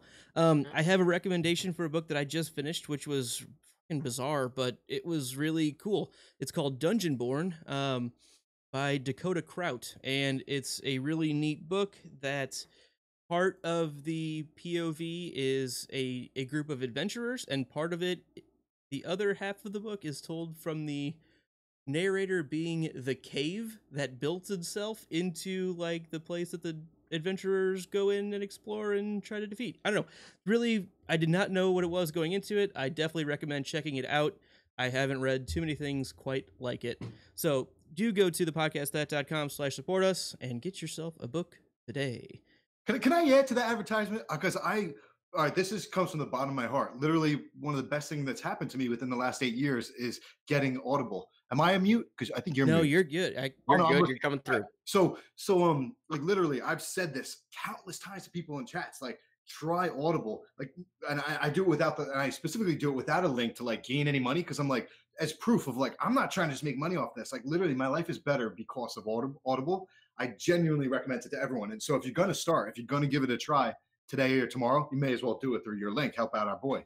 Yeah, I mean, I've been a legit Audible user. Luke's been on it for years. And I got years. onto it when we started the podcast stuff, and I fucking love it, hands down. I've been an audiobook listener for a long time, and this was a lot better than actually, trying to actually go fucking find the hassle of downloading everything. And It just makes it way easier and way better. I have a total of 8 months, 18 days listening to Audible. Nice. Another one final thought, like, it's really cool if you like to read ebooks and you use Kindle, you can get Whisper Sync as well, and it actually, I mean, it gives you, basically you buy the audiobook like discounted along with the ebook, and it tracks them both at the same rate. So if you're listening to it and then you pause it and then you're like, okay, I'm going to start actually reading it now with my eyes, it has the exact page that you were on, and you can have them work. They sync up really, really well, and it's really, really neat to like highlight and keep notes in a Kindle version of the book as well. So truly, it's awesome, and do that thing. So let's take a Jojen helicopter to Old Town, where we have Nope, Sam. dude, you skipped King's Landing. I did skip King's Landing. That's what I was like. Zoomed on me. How dare you? You know, this is my first time. Okay, give me a break. No, let's go to King's Landing. Hey, that's my line.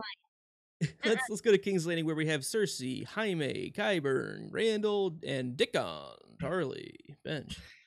So the queen begs her lords for support and warns of Dany's deeds. Jaime colludes with Lord Tarly to side against traitors and savages. And I'll start this one just because I have my notes up here. Qyburn, and I've said this over the last couple weeks, is entirely the fucking Dr. Yosef Mengele of A Song of Ice and Fire. He comes up like first because, well, Cersei's given the whole explanation. Charlie's like, she has 3 dragons, just like Aegon did. You know, what's the fuck are we gonna do with that? And fucking Qyburn comes up with, we have a solution, or you could say a final solution. It's just the correlation between Mengele and Qyburn just the hits keep coming with these two. And I'm sorry for keep bringing it up. It's just because I had a I whole think podcast. I brought it up too. Like, I don't Yeah, think it's just you. I think that it's very much that whole like, when does science or modern medicine go too far? exactly. It is You know, a and very in this hot issue. Like, yeah, not and hot, we'll get to this controversial. and we'll get to that part in the next scene here. But just that line just made me think of that correlation. Also going back, throwback to our original podcast. Oh, Rickon, right? Nope, it's Dickon. It's sticking. It's Dickon. And I will reiterate what I said. Not even the people in this own goddamn universe can keep all these names straight because they all sound the fucking same. So I made that comment a year and a half ago, and it still holds true. Well, that's again kind of a shout out to the books for some of the marine area that in some of those like in Quentin's chapters, they're like even making fun of like these names. I can't keep track of these names. Like it's ridiculous. Like there's just too many phases. They're all Yeah, Kazaks and Yazaks, and so it's kind of like their way of getting into that as well. exactly. And my last note on this, I actually But gotta give to touch on your last thought, who would name their kid Dickon? Like, come on. Like, right? I mean, come Dickin' on. down. Hey, Dickin' down. Come on. If you're expecting a, Proud Boy, a fucking hardcore dude, Dickin' down, yeah, okay. Randall Tarley, that fucking douchebag of a cunt. But with that said, I give him a little respect because he made an oath, he made a pledge to God, he's Tyrell's. Sam. I just read some chapters today, man. Sorry to cut you off. No, you're fine, dude. He said, would you use the C word, right? Yeah. I think you said that. I don't use that word, but yeah, that word fits in, man. Sorry, keep going. Oh yeah, he's a douchebag cunt. Yeah. I will use it again. Yeah. But I give him a little bit of respect because he made an oath, he made a vow to the Tyrells, and he's having problems. He's having issues with breaking that vow because that's genuinely who he feels. He doesn't think Olen's right. I think he does side with. He personally feels that Cersei and Jaime are right, but his oath and his honor do hold true. He is as honorable as Ned Stark is in that aspect of I made this vow, I will stand to it. I'm not saying he's as good, he's a dick, he's a piece of shit, but he's at least honorable, and I will give him a credit for that. He's loyal. He's loyal, yeah. Fair. At this point, at least. Fair. So the way Cersei opens up this whole scene is brilliant. I mean, she is literally speaking to the Westerosi nation that's not basically already sided with the foreign invaders, right? And so how do you get their support?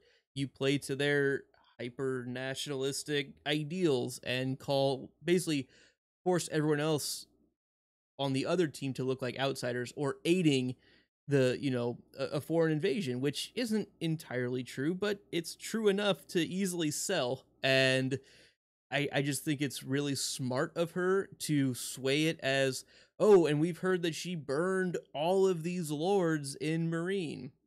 Just like the way she colors the PR of the other side is so strong propaganda, and it just fits for what's gonna work for the people she's talking to, regardless of I'm sure she knows a little bit more of the truth behind the stories that she's telling, but she spins it in a way that it's gonna be hyper effective. It's a very Tywin-esque speech that she gives to gain support from these soldiers here.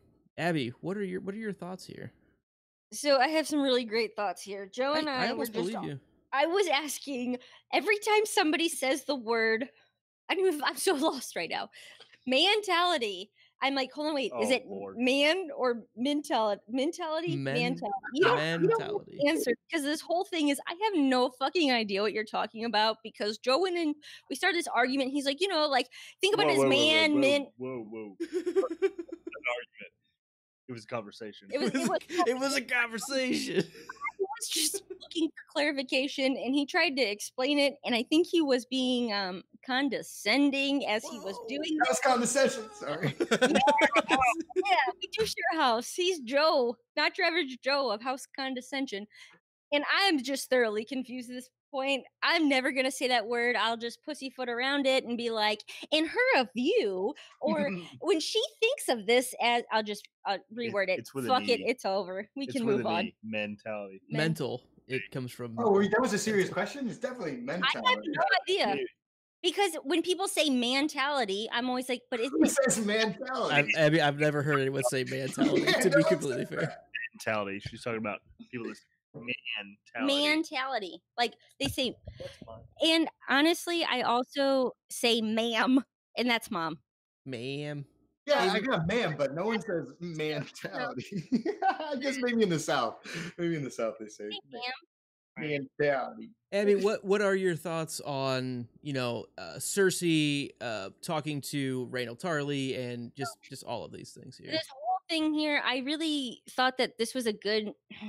I don't like to give props to Cersei, but this is a great way to garner favorship. Like scare them, scare tactics. It works. We need to do this. They have rebelled. This is coming in. This is bad. Doomsday, doomsday, doomsday. And Sunday. exactly. And I thought it was smart on Cersei's part. And afterwards, Randall Tarly, I don't know. He's a twat. What can I say? You can say that he's a twat. Not to be condescending and argue with Abby, Yeah. but leadership by fear only lasts for so long. Well, this is Cersei we're talking about. I mean, Well, yeah, she's been working doing with that what for she's years. got. She Good has been job, doing it for Cersei. years. But she also bangs her brother. Yeah, but she's also using the right mentality, whatever. Using the fucking, using the. I'm sorry, I came in late. I had to go make water. On this, so I came into the very end of this. But she uses the xenophobia and the fucking racist background mentality of they're bringing fucking eunuchs and savages to come and rape your women and whore your men and do all this shit. And is she wrong? Yes, but no. In her mentality, She she's spins not. it for the crowd that she has. Exactly. And Randall Tarly is the absolute sponge that's like, yes, I understand exactly what you're talking about because fuck these people. Because we already saw him dealing with Gilly with the wildlings. Anybody not of Westeros, of south of the wall, Dorne to the north, he doesn't fucking think is worth a single fucking shit. So she's playing to the crowd. She's doing it smartly. Is what she's doing right? No, but it's right within the eye of the beholder. On her end, she's doing exactly what she needs to get the support she needs. All right. You want to talk about Qyburn and Cersei down in the crypts? Wait, real quick before we get there. He said mentality. That's what Kev's gonna say. Okay. No, Kev, go for it. Kev, go for it. I'm bad for getting on your case. Real quick before we get there, though. So she gave a speech, right? Didn't she reference the Mad King? Like, Danny's gonna be Mad King 2.0. Yep. Well, so for years, these books came out in '96. There are tons of people that are like, because a lot of lords sleep with other people. They're like raping other people, especially kings like Mad King Aerys. A lot of people think Tyrion, because he loves dragons. He's got a scene with the dragon. They think he might be the Mad King's son. But there's another smaller portion of the community, myself included, that thinks maybe Cersei's because everything she does is like the Mad King. So there'd be a lot of irony if way back in the day, like Cersei's not actually Tywin's daughter. I don't know, because she's calling out. Oh, and this is another cool one, the Tarly thing, right? Tarly, I'm not an oath breaker, right? So let's think about this. not Samuel Tarly. What the hell is that? D-O-U, the douchebag. Randall. Randall. Randall. Oh. Oh. He's in power. Who did he Fucking fight? Randy. Who did he fight for during Robert's Rebellion? Targaryens. So a cool takeaway for me, just in seeing him, like it's not like this scene actually tells us that, but just I don't know, I'm dumb, so it takes me like to see him for me to think about this. But is that like Bobby B forgave a lot of people, and I find that pretty cool. I like Bobby B, Team Bobby B. So his main point was, I swore an oath to House Tyrell, and he never broke that. It was when Tyrell moved over to new King Robert Baratheon that he followed suit at that point. So his point was, I've known Olenna since we were kids, and I like the way Jaime kind of speaks to, okay, well, I mean, she was great. Like, I get that. Like, it was cool. I respect her, but I mean, clearly she's gone off the deep end, and it plays up more to the xenophobic thing of she is now literally bringing Dothraki here for the first time, literally ever. Like that's not a cool thing, and guess who's gonna have to deal with it? One thing even Big Bobby B was fucking scared of. A fucking Dothraki horde at her back. It's Ned called him crazy. Like, he's crazy. 100,000 Another thing that I think screamers. is like wackadoodle, as Luke was saying, like, this is crazy. Whatever. I was trying to come up with a segue here. I have to address something immediately in the chat. I just scrolled up. An antique gamer. I don't know who you are, but we're gonna have words. Ready for it? Edmure is the best in Outlander as Captain Jack. Are you trolling me right now? I can't even do this tonight. Mentality. And Black Jack is the best. Boom. I gotta go. Abby, take a drink. Abby, take a drink. I might be taking a Tom in here because no. Are you gonna fall out the window? Please don't. You'll fall in the ocean where you're at. I just rolled up and saw something about Outlander as Captain Jack, and I was like, hold up. He's a great actor. And yeah, my response was just yes. You went nuts. Sorry, I did go nuts. No, that's great. All right. Wait, real quick line, just a cool line from Stannis Baratheon to show you the contrast between Bobby B and Stannis. Bobby B, you're right. You made a great point about how he didn't really just pardon the Tarly, he pardoned the Tyrells, right? And the Tarlys followed the Tyrells. But there's a line from Stannis because Stannis takes over all Renly's people, and Stannis thinks I have marked them for what they are. Pardon them, yes. Forgiven, but not forgotten. Yes. Dude, I just went through that chat. That's a cat. It's a Davos chapter, and I just went through that on my reread, and I heard that. I was like, oh yeah. All right, let's roll down to the next scene in King's Landing, where we have Qyburn and Cersei. Benj. So the queen learns of the nuke's vulnerability, and Qyburn reveals his secret weapon. And anybody in chat that can call where that's from, I will give you something. I don't know. Well, I'll give you love. Austin Powers. Nope. No? Oh. Sorry. Anyway, go on, Luke. Okay. Yeah. So they're looking at the dragon skulls, right? And Qyburn's talking about them, and Cersei's like, these were Robert's trophies, and Robert couldn't keep them on display. They made him look small.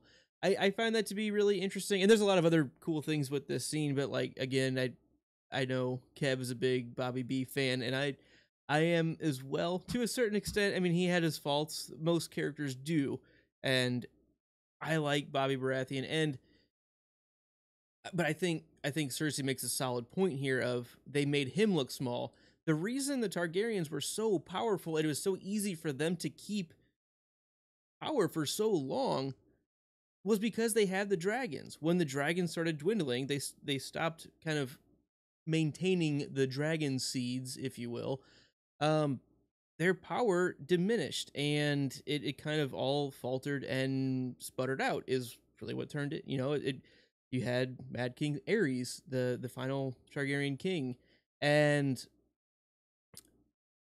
I think it's important for Robert to keep those dragon skulls as trophies, but yes, having them on display does make him look small because he's not a dragon lord. It makes It's kind of like, oh, you took over a city and you left all of their monuments completely in place. It's like you're just becoming that person. You're trying to be that person, where he had to kind of create a whole new thing that hadn't been around in really ever, because there was never a united seven kingdoms before Aegon did that originally. So I I like the way she puts it. She has her own negative spin towards Bobby B because of it, but it's just one of those natural things of a new leader coming into a new system. You have to like take down the thing of that shows power from the previous regime. Kev, what do you got? Okay. So Cersei just is an, I mean, what is it, Lena Headey, just amazing actress. Mhm. But the writing and the filming, the way she walked up to like our boy Balerion the Dread in the show, or Balerion the Black Dread. I mean, that's a drag. We all love Balerion the Black Dread, right? And the way she walked up to that skull was just really gnarly. And again, it ties back into my whole, what if Cersei's a dragon, be a dragon? Like it's just a cool moment for her to be standing next to Valerian the Black Dread. Oh, here's another one. In the live chat, we've been chatting since like 2 p.m. today on this video, right? Someone asked me like, who's your favorite characters? I have a lot of favorite. I mean, there's so many good characters, but I always immediately go to Rhaenys, one of Aegon, Visenya, and Rhaenys. Mm-hmm. I just really, I mean, normally when I think of favorite characters, it's probably like the Rogue Prince, Prince Daemon. I'm a dude. I like dudes, but I like Rhaenys. Not only like I do like I mean she's supposed to be really hot, so I do like her. But I actually like her. Forget the whole sexuality side of it. I know. Rhaenys liked artists, singers. Even throw that aside, she just liked riding her dragon, and said she rode her dragon more than Visenya and Aegon combined. And I love her for that. Oh, and Rhaenys, she might not have died. We don't know, but her dragon sure died by getting a bolt through the eye. So that's what that scene reminds me of, and it makes me sad. Yeah, that was a real ouchie, bro. Yeah. But Benj, what do you got here down in the dungeon? So first, I love the Chihuahua-sized skull. Yokihiro of Dragonfire is my thoughts on that guy there. But if they can be wounded, they can be killed. And that's kind of over. I mean, and yes, that's all in all reality. If it can be wounded, it can be killed. But there's so many more things that can be attributed to that we're still at the point of like, can they be killed, such as the Night's King and Drogon and everything like that. It's a very cryptic line that it's kind of it's very much Ramsay Bolton's line of, if you think this has a happy ending, you haven't been paying attention. It's very in the same realm of that. If it can be wounded, it can be killed. And I love how the way that those notes hit. And then that fucking scorpion. I know it's not technically been called the scorpion yet, but it's the fucking scorpion arrow. It's just badass. And putting the bolt right through Balerion's fucking the Black Dead now with the fucking skull. That's a badass weapon for the time period with their limited capabilities. That's a badass fucking weapon. Did you guys expect it? It shocked me. Like you said, it's so badass, and I was like, "Whoa!" My one issue with it is it's a straight pull from Lord of the Rings. Hobbit. Hobbit. With Bard. Yeah, Bard Smaug. and Smaug and all that. So it's kind of like, okay, on the nose. You're pulling from here, but it makes sense because it works.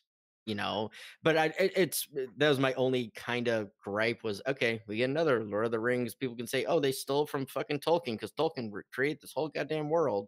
He didn't create the fucking scorpion. Well, that's like listening to metal music and being like, oh, wow, that sounds like just like Pantera or Metallica or Meshuggah. It's like, yeah, they fucking did everything. Like, what do you want from me?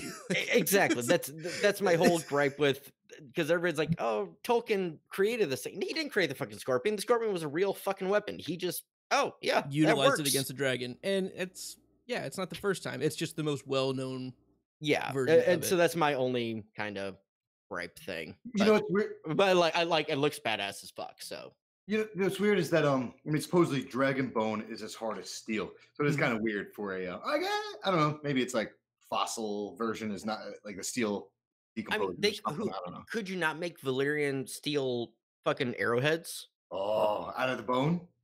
No, I'm just saying, like, Oh. to the bolt, like, put a fucking arrowhead of Valyrian steel.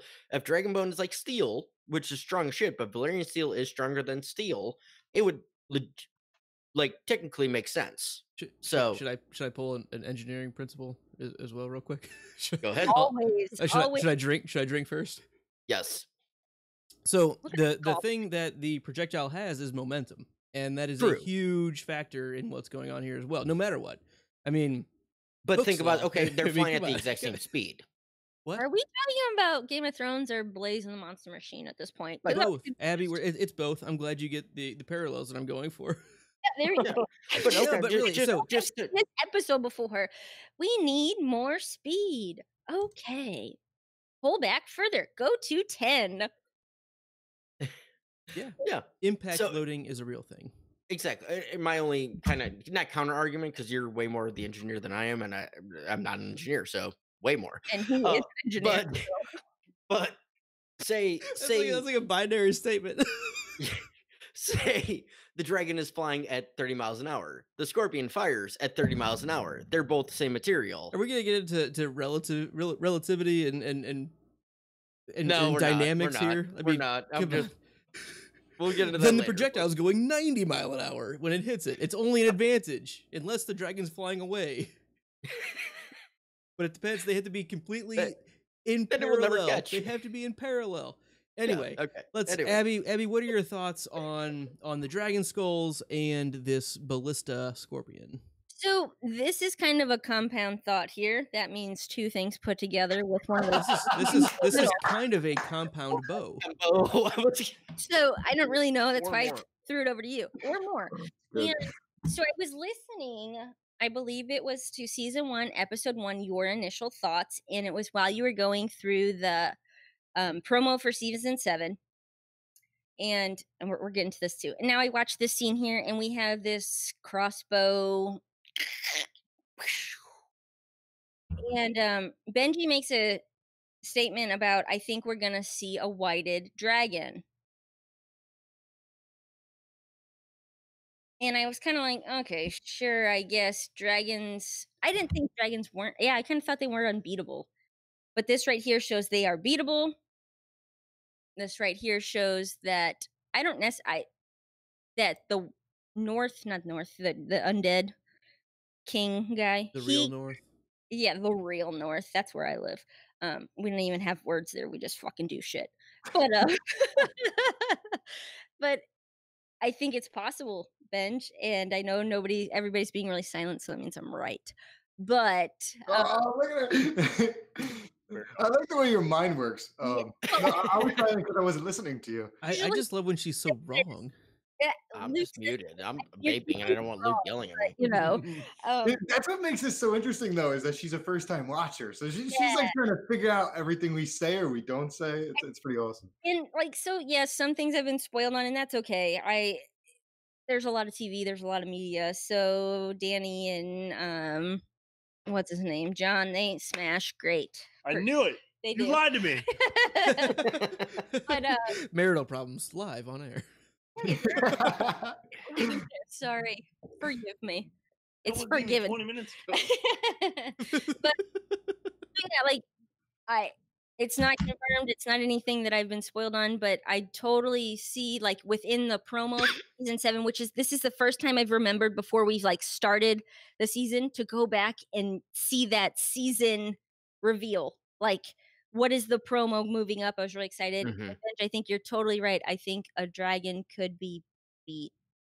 So it's exciting. That's all I got from the crossbow. Like, it proved to me that we can penetrate the skull. That's bad. Bad News Bears. It's a movie. You should watch it. With oh god damn it, I forgot his name. I don't know. Joe, did you have a thought to add on there? He doesn't even watch this fucking episode. He's like I 3 have. seasons No. behind. Anyway, she's in me now. She spoiled something for me. My mind's blown now because Joe is right along with another first I'm time also watcher. a first-time watcher, Yeah. but I don't watch spoilers like she does. Yeah, cheater, pumpkin eater. Had a kid and couldn't I feed listen it. to Had a Abby's. goat and couldn't feed it. Sorry, you listen to me. Talk about goats. I wish I could mute you. Wait, is Abby's full name Abigail? No. No, Ooh. she is Those legally are fighting Abby. words. Oh, Careful, I was Kev. gonna- Abigail's a Careful, cool Kev. Yep. Joe, go for it. Sorry. I'm trying. My train of thoughts Rod? gone. Shh. Your Jojen train of thought. Yeah. Everyone shut up but Joe. Has Jojen. sailed on the Jojen boat. Automobiles. My mind's blown. She told me that more than likely Jon and Daenerys are related, and now they're banging each other. It's no different than Cersei and Jaime.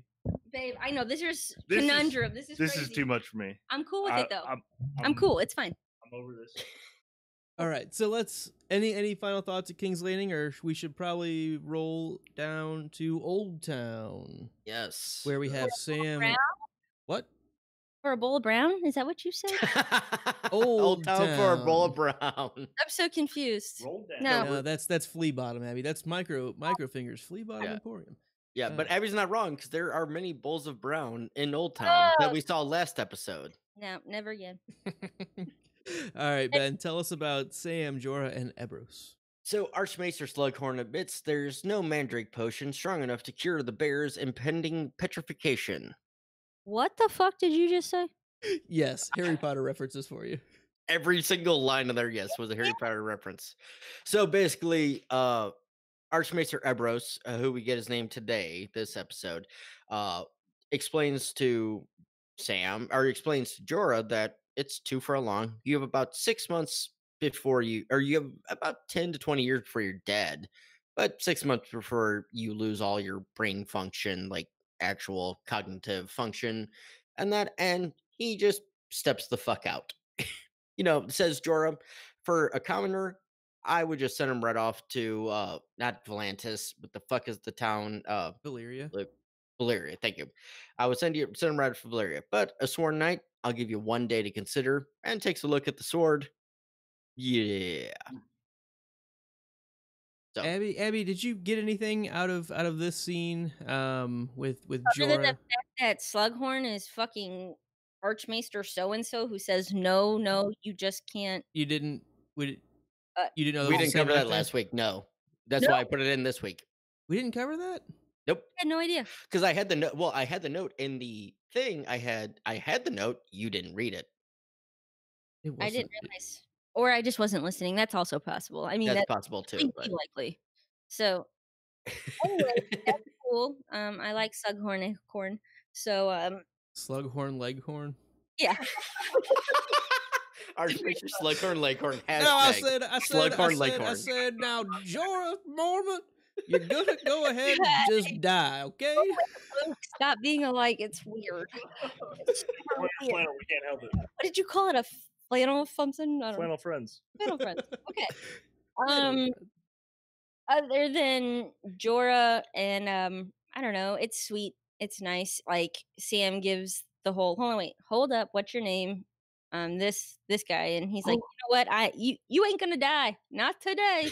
Not on my watch. Not today. Ain't Not gonna today. die. What do we say to the god of death? Not today. Sam, you will get up and walk.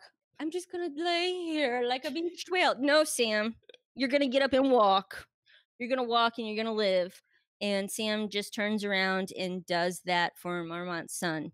No, you're gonna get up and you're gonna live, and I'm gonna work at it. So I like fully this whole. Yeah, my did only not note on see this this was coming. Sam has learned a name. I fully thought that Jorah was gonna get attempt to be healed because Khaleesi said. Mhm. I did wonder what his note said. I didn't pause it to read it. I did wonder if you could see. You can see like the first quarter of a line. If we had that this episode and the next scene next episode, I'd care. Yeah. Yeah. So Yeah, I wonder what that says, but but that's next scene. So. I don't know. I like him. I like Jorah. I'm sorry. That's also another fandom not cool thing, but Tywin, Jorah, Jorah. Catelyn, bring them on. Bring on the hate.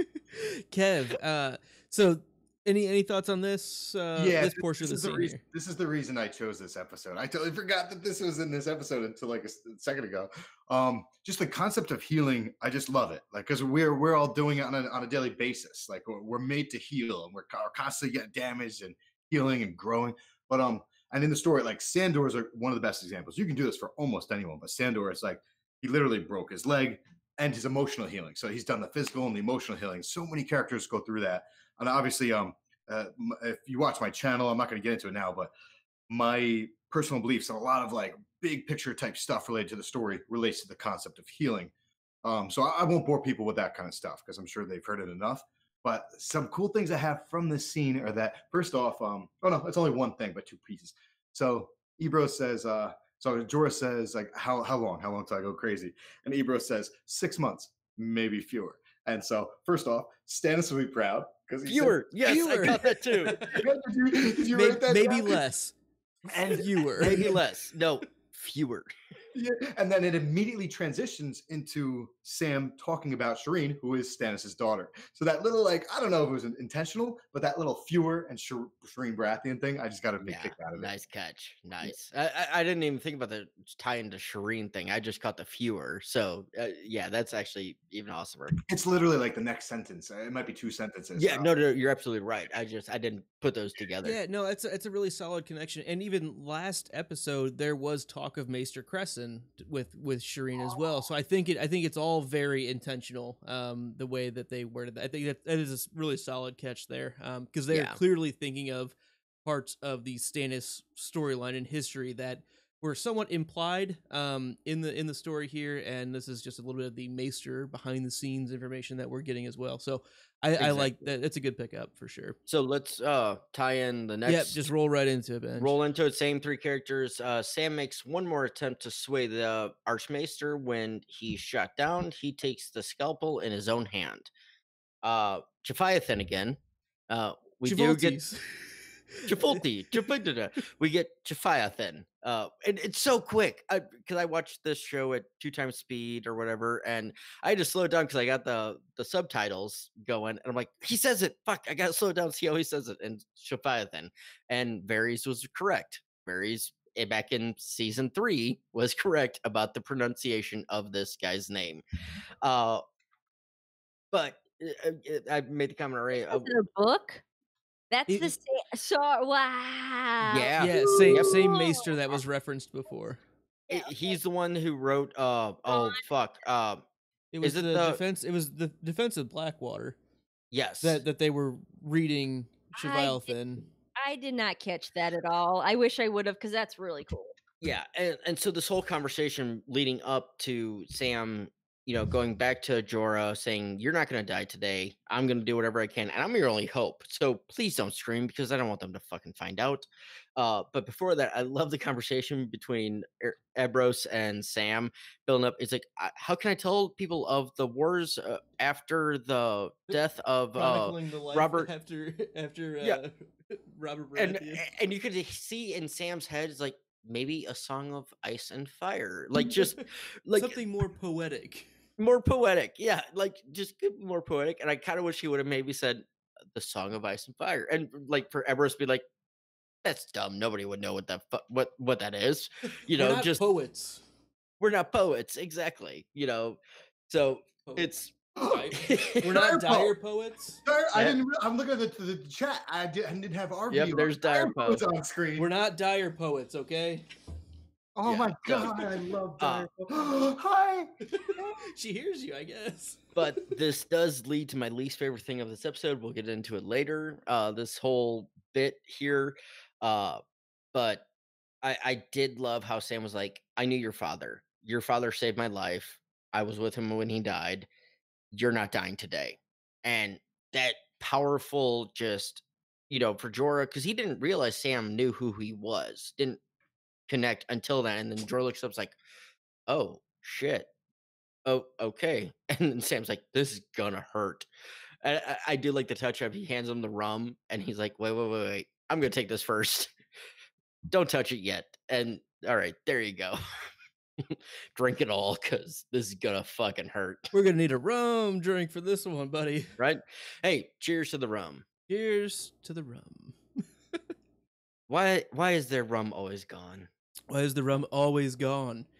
Abby, what do you think about this healing technique of literally just cut it off? You're muted. There you go. It's effective, if nothing else. I mean, results. So, I guess we don't really know if he's healed after this. I think he's gonna be okay. Just cut that shit off, burn it off. It's like you're Like when Abby was always told to quit picking your scabs. When she yeah, was that never growing up. happened though. Sorry. Scabby Abby. It Scabby happened. Abby. That was Abby, Crabby Abby, Gabby Gertie. It just comes. Just but hey, knock it off over there, Joe. But I feel like it's your biker tat and you've left the club. You just gotta burn that shit off. It hurts, but it's gone. So I think he's gonna be okay. okay. Terrible to withstand. I'm good. I don't want Greyscale. Greyscale watches coming to you at Ice and Fire Con. Grayscale watches. Man. Yeah, we need a gray water watch too. That just that'd be a good one too. Okay. It's the ancestral home of Howland Reed of the Reeds family. Gray water watch. So be a good one for us. Them. Kev, what are your thoughts on this healing technique? I'm just gonna refrain because I'm so invested in the concept of healing in this story that I just don't. I fear what could come out of my mouth. Mm-hmm. Sure. It's specifically the reason I chose this episode is just because. Oh, you know what? I will say this. Samuel Tarly, man. Hats off to Samuel Tarly. I could not have tried to do what he's trying to do. I just couldn't do it. I mean, and hats off to all the doctors in the world. I've literally supposedly had a flatline. I've had my life saved at least once. Hats off to doctors. They're just incredible people. It's not just someone doing it. It's Samuel Tarly doing it. Yeah. This is a guy who he entered the story as I'm a coward, and he's doing something that I would never be able to man up and do. I wouldn't. So and awesome. Not disagreeing with you at all. What Sam did took 99% fucking fortitude to do and get through. 99% balls. Jorah took 100 because I agree. Because to do it sucks. I mean, it's like, I'm gonna hurt you and this is gonna suck. But to sit there and literally have your skin fucking peeled off. And now here's the thing: Sam could have had a little bit of more mentality to say, "Okay, I'm gonna get you drunk as a fucking skunk, not just drink all of it and then I'm gonna start." Give it a little time to take effect. We're a drinking podcast. We're a drinking YouTube stream. Hey, it only takes the first scene. Exactly. Give it a little time to take effect. Not just drink it all. Okay, here we go. Maybe I understand show wise, you gotta condense, but just looking beyond that, it's like maybe give a little time to take effect on that because that's gonna hurt. And he's like, please don't scream because it's like, no, if you don't want to scream, just pass the fuck out. Alcohol is a solution. It's just a highly intelligent person who has researched to the best of his abilities and understands the procedure, but has not physically performed it on a live living human. That takes guts. And to sit there and withstand it, the pain and strength it would take to get through that, too much. Both of them. Absolutely. Hats off to both of them. Sasuke in the chat makes a really solid point that I was trying to get to as well of being drunk is probably a bad choice because it acts as a blood thinner. It's a hemodilator. So it's true. This is true. Ready for this rebuttal? Here we go, because we're drinking, we know things, and nobody agrees here. I have tremors. Ready? From my doctor. From my doctor who took out Kevin Bacon. The shit in my back. It was like this swollen lymph nodes. I don't know, whatever. Doesn't matter. He's like, don't worry. Let me get my hand. Don't worry. I just have tremors. It's okay. And she has a scalpel to my back. She's like, the only thing that makes it better is if you drink a beer. So doctoring under the influence as tremors. Well, yeah, the doctor under the influence is fine. Because, hey, look at that. My hand's steady as shit. but that's my shooting hand. Yep. You know, it's, Little That's bastard why shot me in apparently the ass. during games like oh yeah, no, like during the US, I'm saying on the doctor side, but Luke's coming from the patient side. It's a I get blood, it. blood During thinner. the So Olympics, you cannot drink a beer. Like they're really weird about the shooters having any alcohol because it steadies your hand. Wait, Also, alcohol steadies your hand? Yes. No. Just like one. Yes. I've out of it. Yeah. Because mentally it sort of calms you down. It's a depressant. So all you're right, well, yeah, okay, fine. In alcohol in your system, but the next morning, fuck you. yes, but one, like not drunk like me. so also speaking for a drinking podcast, I mean they'd be chatty while they're doing this, right?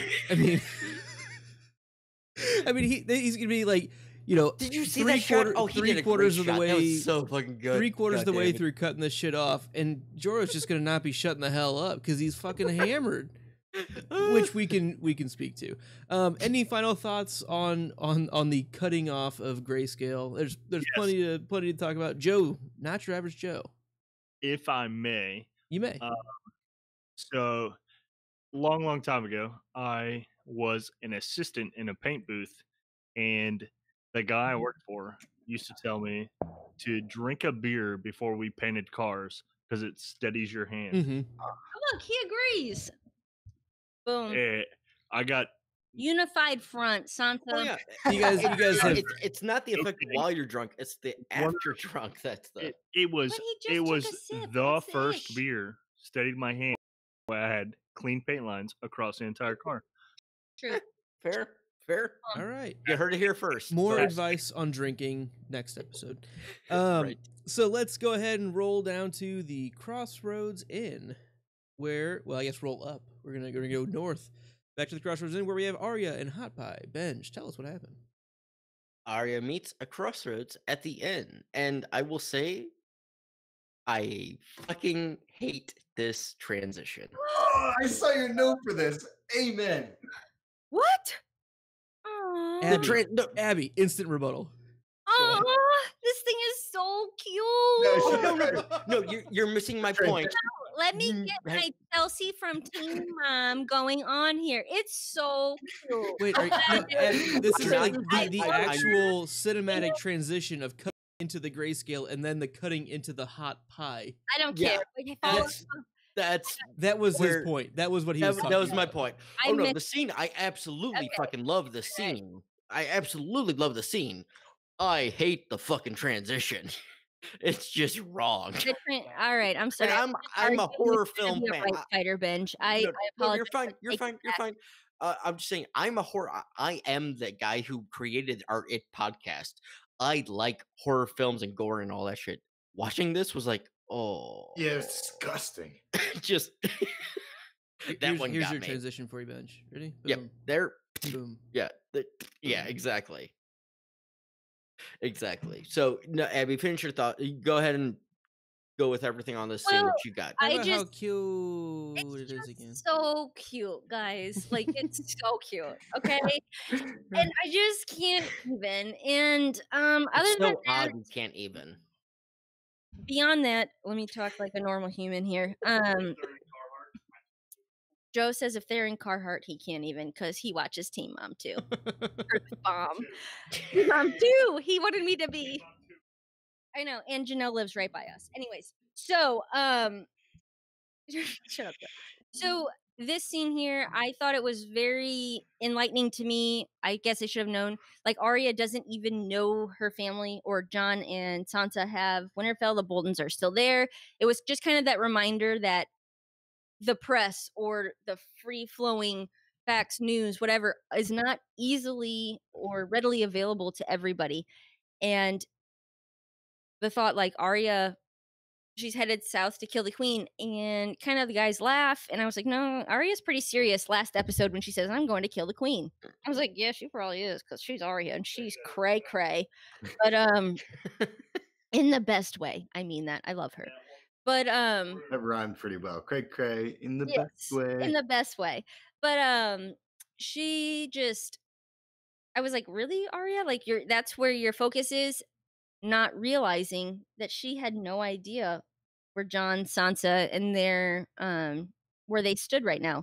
So yeah, that it's really exciting to me It's a that great exposition scene, but it was perfectly done because we haven't seen Hot Pie since season 4.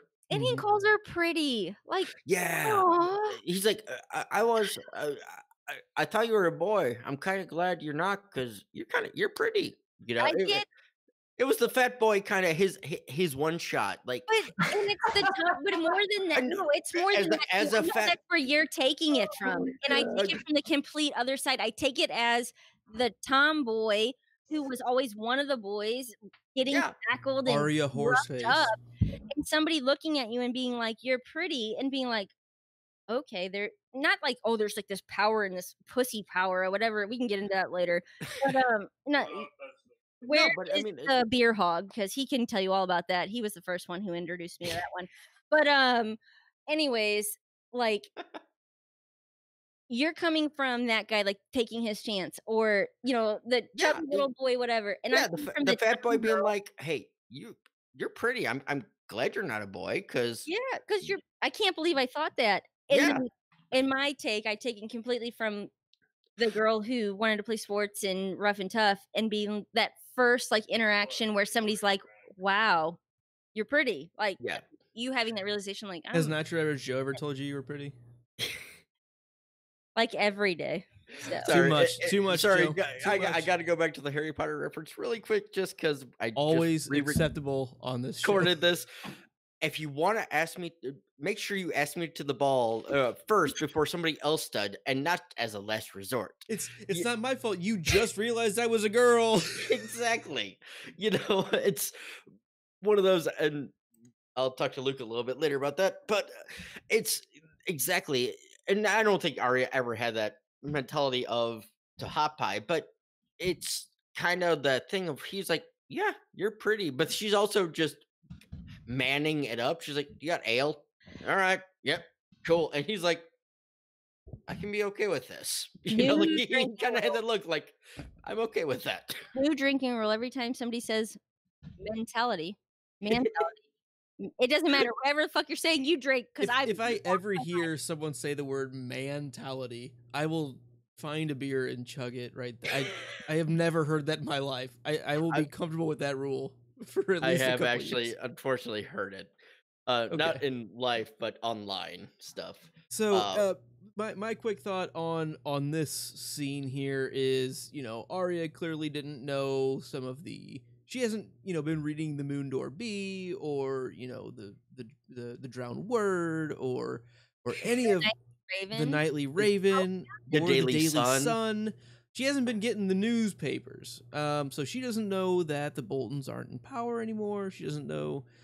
She does know that Cersei's still there because that's a safe bet. But literally, when Popeye says, Jon Snow won the Battle of the Bastards, it's like, are they really calling it Battle of the Bastards? For some reason, that sticks out to me as like, no, it's a little. No, they're not gonna fucking name this battle in the world that they're in the Battle of the Bastards. No, it's gonna be the Starks versus the Boltons. Like they're not gonna say it was the bastard son of Ned Stark versus the technically legitimized now but former bastard this son was of also Lord just Bolton. like a couple weeks ago. Like I realized we're at the crossroads in news is gonna go there for sure. Like the information makes a lot of sense.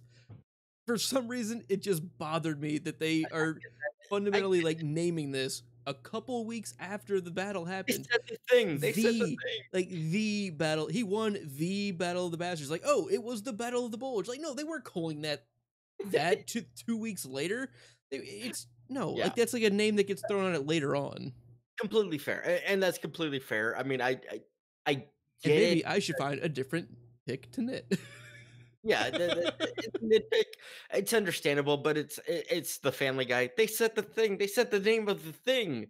So, but that's about it. But yeah, it's a fair nit. At this point, they might as well just say, "Oh wow, he won Bob," which is exactly the shorthand of it. Yeah. My only note on this, really quick, and we'll let Kev take it away, is what is hot mate always pie?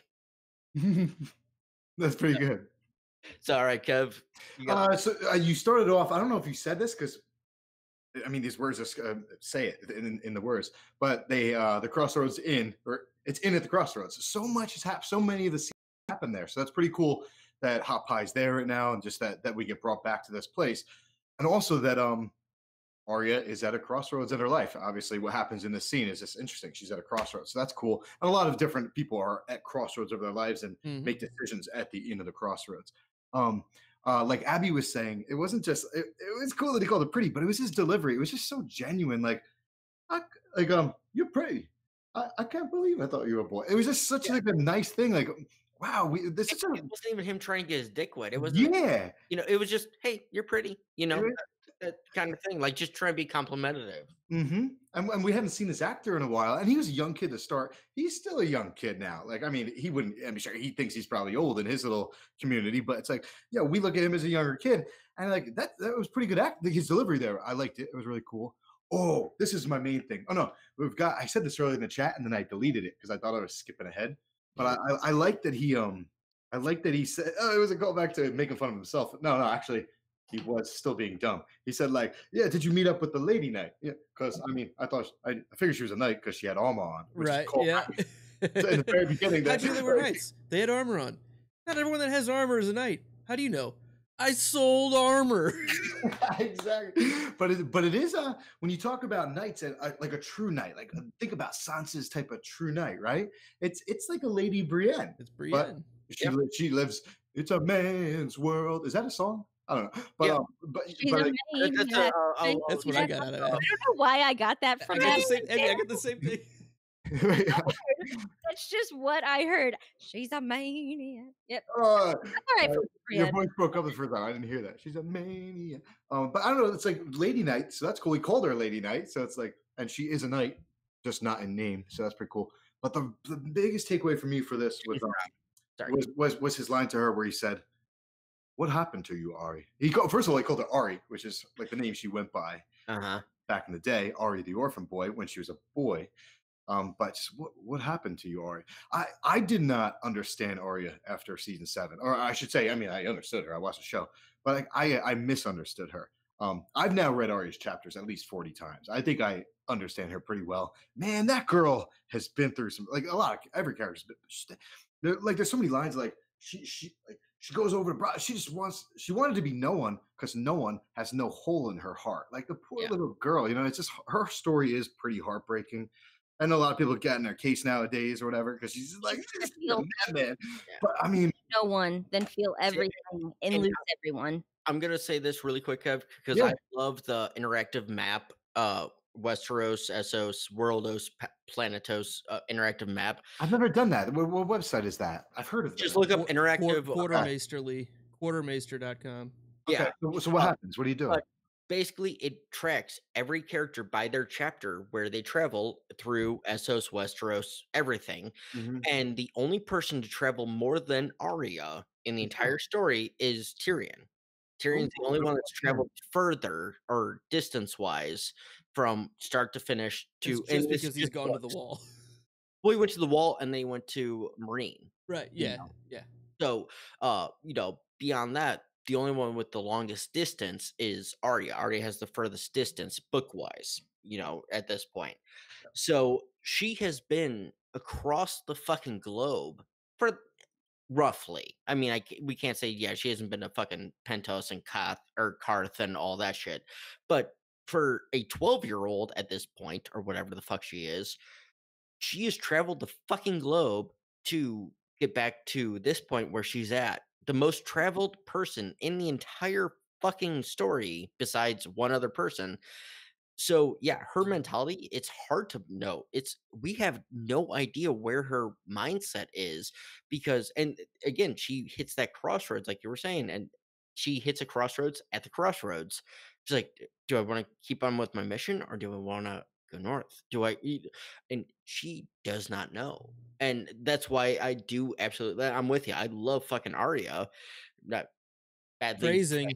I love Arya. I named a fucking Camaro after her. No way, really?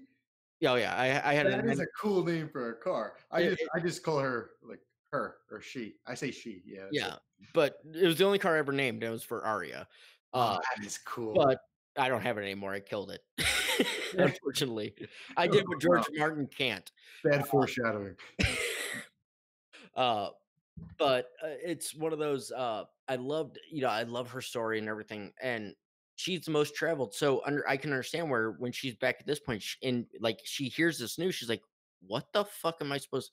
And she literally kind of like not breaks, but just nullifies for a second. She's like, "I don't know what the fuck to do with this," because now she has two rows. She only had one before. Now she has two, and for someone like her, it's like, shit. Okay, let's figure this out. So, anyway, sorry, didn't mean to jump in. No. I mean, what you said was way more beautiful than what I was ever going to say. So, just real quick, I'll jump back to something I think that I had not understood, and I now understand now. So, I'll throw this out there: is that like even so? Obviously, she was trying to get back to Winterfell the whole time, and then when she went out to the sea to that boat, she wasn't trying to take it to Bravos. She was trying to take it up to Jon Snow at the wall. Bravos was just the last resort. And then, yeah, over in Bravos, she even says, like, when he won't let her into the House of Black and White, she's like, I've got nowhere else to go.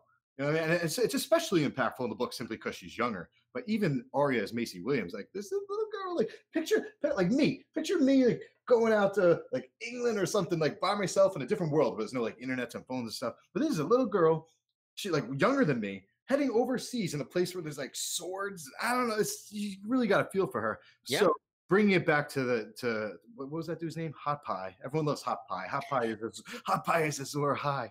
Just his line there.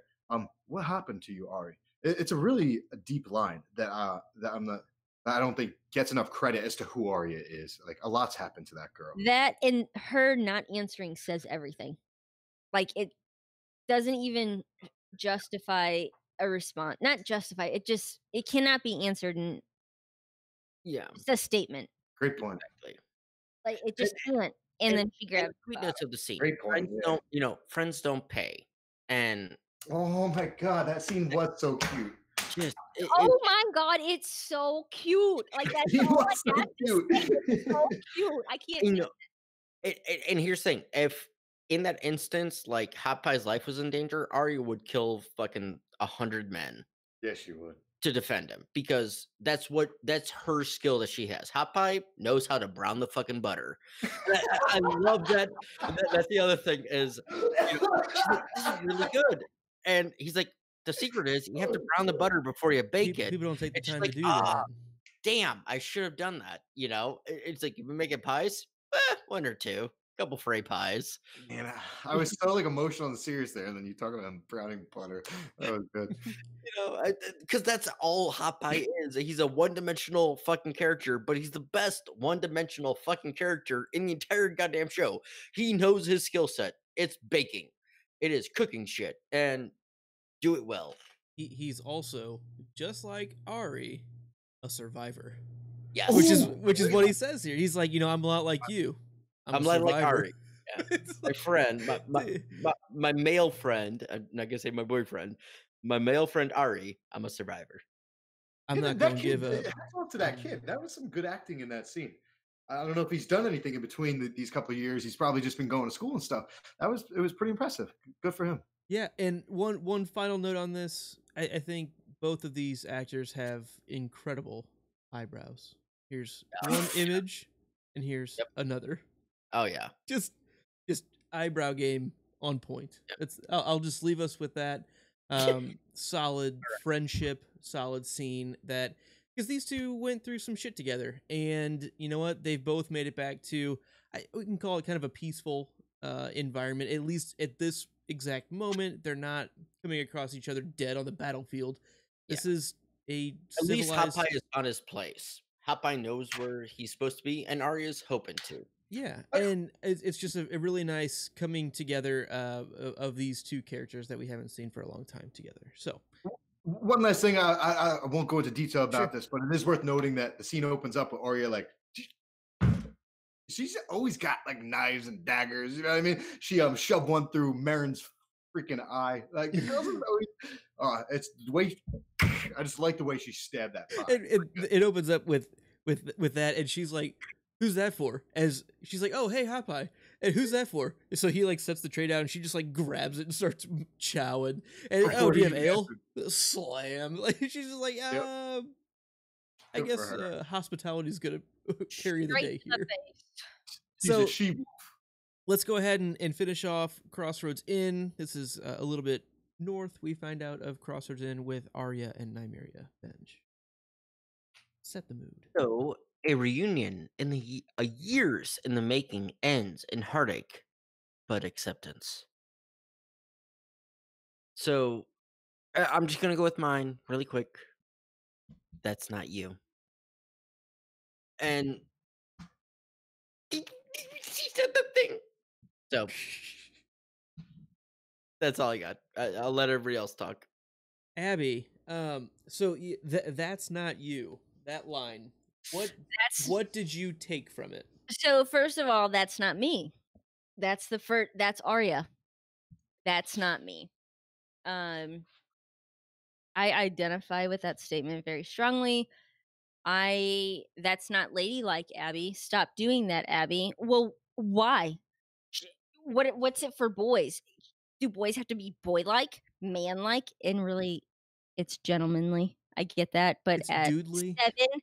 at 7 or 8, when I was fighting this, growing up, this injustice I felt, things were just not fair. Things were not going the way I wanted. Things were not as Arya wanted. They were not inherently, because of this, because of Arya's feelings as a young girl growing up and working through those feelings, she understands that Nymeria, that's just not you. And I think I took it way deeper than probably it should have been. It was like this philosophical, I was smoking a joint type thing, and I've never done it in my life, which is so weird because I'm such a hippie. I should. I probably should. I really should. But CBD I oil. just don't. And anyways, I'm sure we could have a street corner Joe says, but anyways, it hit me deeply because I feel those in my bones about it's just not you. And she just understands. And my last point about all this, and I'll let you all take it away, is I truly feel that Nymeria will at some point save Arya's life. While it's not her to follow around Arya at her beck and call, watch over her constantly, because Arya is a boss bitch on her own and she don't need nobody backing her up. She can do it herself. That is line number 1. That should be my words. I can do it myself. Yeah. But that's from like age 4 till now. I can do it myself. I don't need no man. But it's my Not man. I don't need no one. no. Monday, Here we go. I don't need no man, but it's sure nice to have you. That is the new adjustment. I think Nymeria at some point is going to save Arya's life. She is thinking at a higher functioning rate enough to recognize Arya. I think she'll keep an eye on her, or keep close enough that when push come to shove, shit gets real. Nymeria isn't going to let her girl die. Friends don't do that. I think they're friends instead of tied. They're good friends, not tied. Not your average Joe. Follow-up thought. Thank you. Just ripped everything out of my ear. So, if Abby needs anything off the top shelf, she can call everybody but me, because she don't need no man. I don't need no man. Also, I can do it myself. Also, I grew up in a household that was almost polar opposite of you guys. It was so Abby grew up with See, Joe, I was gonna say we grew up kind of similar. We both grew up with a bunch of women. So well, no, you guys definitely outnumbered the girls. Just because I have flamingos on my shirt, man. When I grew up, it was my mom, my 2 older sisters, me, my younger stepsister, who is more of a sister to me than than actually naturally born. However, when you I should take that back right now. It's on YouTube. It's good. Continue your thought. Continue your thought. You're good. she might as well be my sister. Anyway, my turn. So I can't hear you boys. By the way, my headphones out. I grew up with opposite of Abby. So it was boys don't cry, boys don't have emotion, boys don't do this. So Arya, I think, could be almost a gender neutral character because Yeah. how Abby feels is pretty much pretty much the same way I feel like Abby feels. Like she shouldn't feel overwhelmed by the way men act towards her, and yeah, you proved yourself, and that's it. You shouldn't have to do anything more because you're a woman. You've already proven yourself. And I grew up opposite of that. Men don't cry. Men don't do this. Men don't do that. Like Yeah. hard. This is what men do. This is how we act. You're tough. You pay the bills. You do this. You do that. Yada yada yada. No, absolutely. And the thing about with Arya is she's always been the reason why she's one of a fan favorite, one of my favorites, as I explained. She's been that tomboy-ish, but just she does what needs to be done. It's not because she's a girl and she's doing outside the realm. She's doing what needs to be done to survive and live, and now complete her list. Now, and the reason I love Arya is because she's a fucking psychopathic killer, and I don't give a shit. Psychopathic. No. Okay, not psychopathic, but It doesn't give her pleasure. yes, His duty. This is a psycho. No, she's not a psychopath killer. No, is she a killer? Hell yeah. she's like the Hound. People enjoy killing. She enjoys killing, and so fine. Yeah, psychopathic is the wrong terminology. We're just in a moment. I forgive you. I get If that. But I'm just saying that's one reason. But it's gender neutral. She's a boss. Yeah, exactly. Thank you. She is Anyway. everything that I think, what like savagely inside you want to do. Yeah. But not always in your present, like in our present life, we can actually achieve. But she can, because this is this alternate world. And exactly she is that moral compass that says this was wrong and you're gonna pay. Yep. That's why I like Arya. I think that's why a lot of people like Arya. Agreed.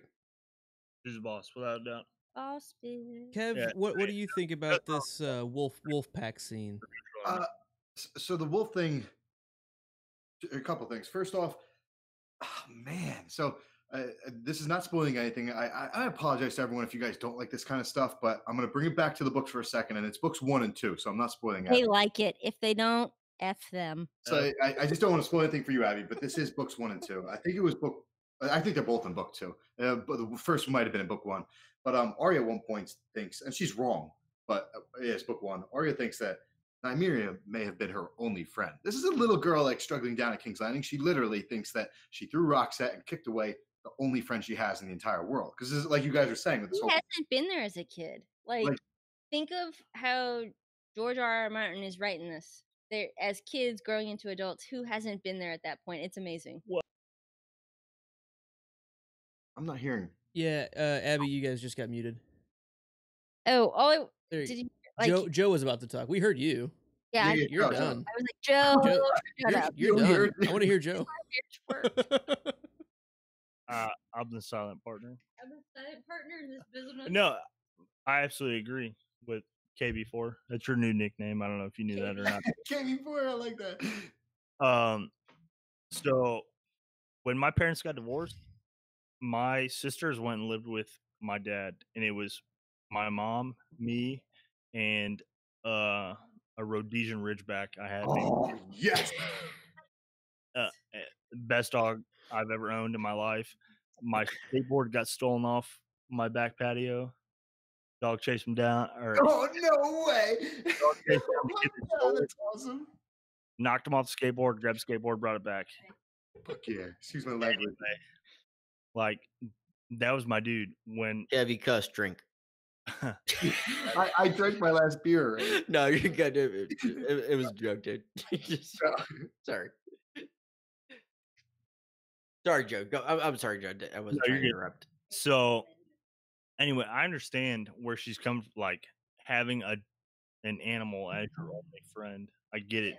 I've been there. Like a dog and me, that was it. My mom was working double shifts at the hospital. My sisters were gone. I get it. And Yep. sometimes And as we've already talked about, I mean, in length, that cat like abandoned all her fucking children. Exactly. Shut up with Anywho. that trash. Well said, Abby. Very well said. That was Yeah. pure She sarcasm did. on Abby's point. Joe, the floor is still yours. It It's is. nice to have something there to talk to, whether it's a tree or an animal or pull that something. Yeah. Yes. No, I absolutely agreed. I mean, Abby's turn. Abby and her boobs are gonna talk now. Easy, Ab. Come on. Go to somebody else. Anybody else. so Green.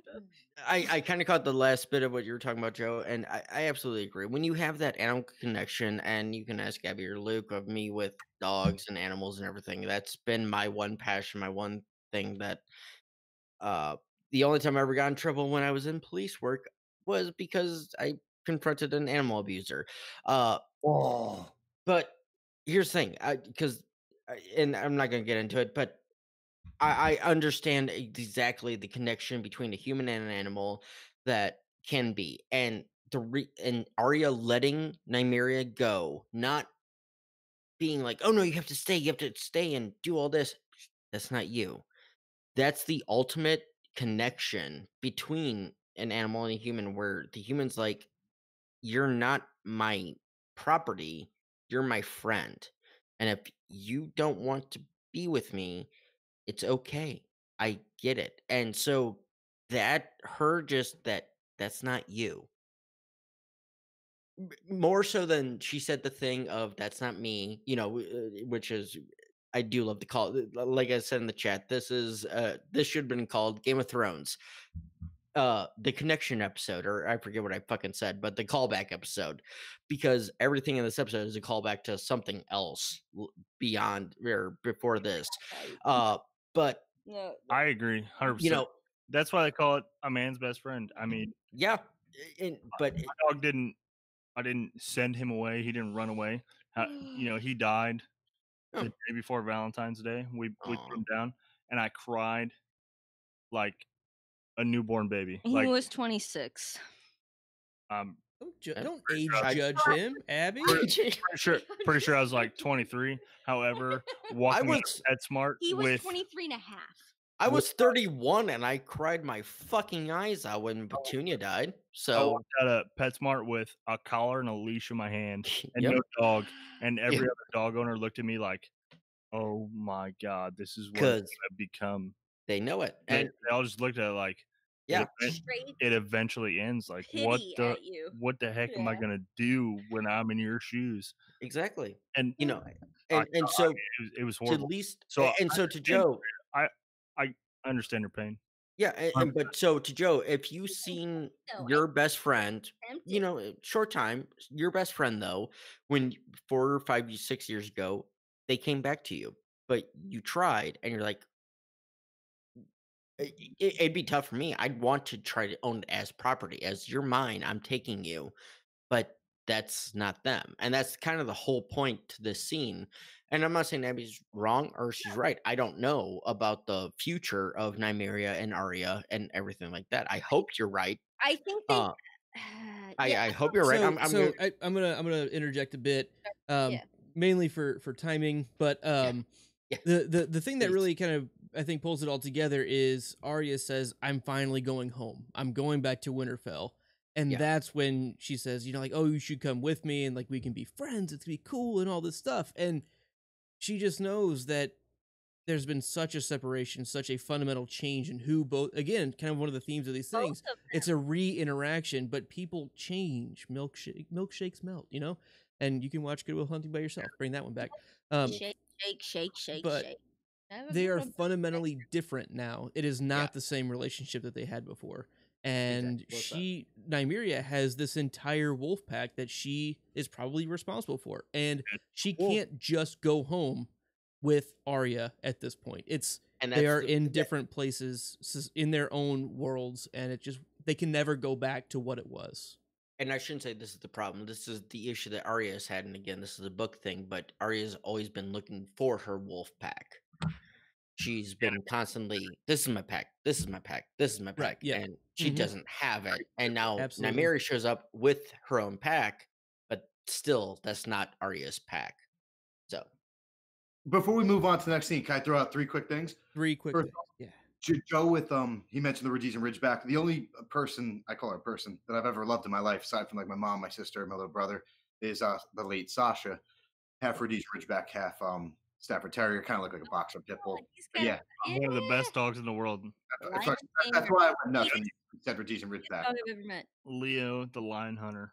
Oh, yeah, exactly. Lion hunters. The second thing I just want I'll throw out the quote real quick. Don't worry, I'll be real fast. Is that so in book 2, Arya thinks, oh, man, Arya's stories are so sad. She thinks they had to shout and scream and throw stones. And it wasn't until a few days of Arya's stones struck home. She did this for days. She was out there, I think, for 3 days, maybe 4, that the direwolf had finally stopped following them. She probably wouldn't even know me now, Arya thought. Or if she did, she'd hate me. Like it's so when you know that and then you see this in the show, it's like, oh my god, it's so nice to see them back together. And then the third thing is that a lot of fans are the whole, because like I think Arya's very misunderstood. I used to misunderstand her about like sailing west to west or not having family. Like if she's gonna parallel Nymeria, Nymeria's not off running alone solo like Arya solo crazy. Nymeria's got, like both of you just touched on, Nymeria's got a huge ass pack. Like it's, for me, Arya's destiny is to have a freaking huge ass pack. I think that's a really strong point. And one other quick thing before I forget it. Yep. And the fact that she lets her go, this is really important thematically. The fact that she lets him go. You know that whole like dragons are not meant for chains thing, right? Danny chained them up. Dragons are not meant for chains, but it's more than just physical chains. You shouldn't be dragon bonding. As cool as it is, like my favorite character, Rhaenys, rode dragons. It's badass. And same with warging wolves and stuff. It's form of slavery. Both of those are forms of slavery. Yep. Wolves. So her separating was actually beautiful in a sense, tragically beautiful. Exactly. She's free. She's not. They can both be free. They're both broken from that bond that they regretted. I mean, and this is kind of where this all comes to head. Is Arya pushed her away, and this is that kind of final cut of that tie of whatever that actual bond is. That I know Abby's been having tons and tons of thoughts on as we've gone along. So, Abby, final thought. My final thought is, can I get an amen? It's literally amen, because we got to throw down a Southern amen, because it's just all those points you guys are hitting. Mm-hmm. The realization, like, not even just like, oh, I should do this, like the ability to be strong enough to be like, that's not you. Like, you're going to let her go.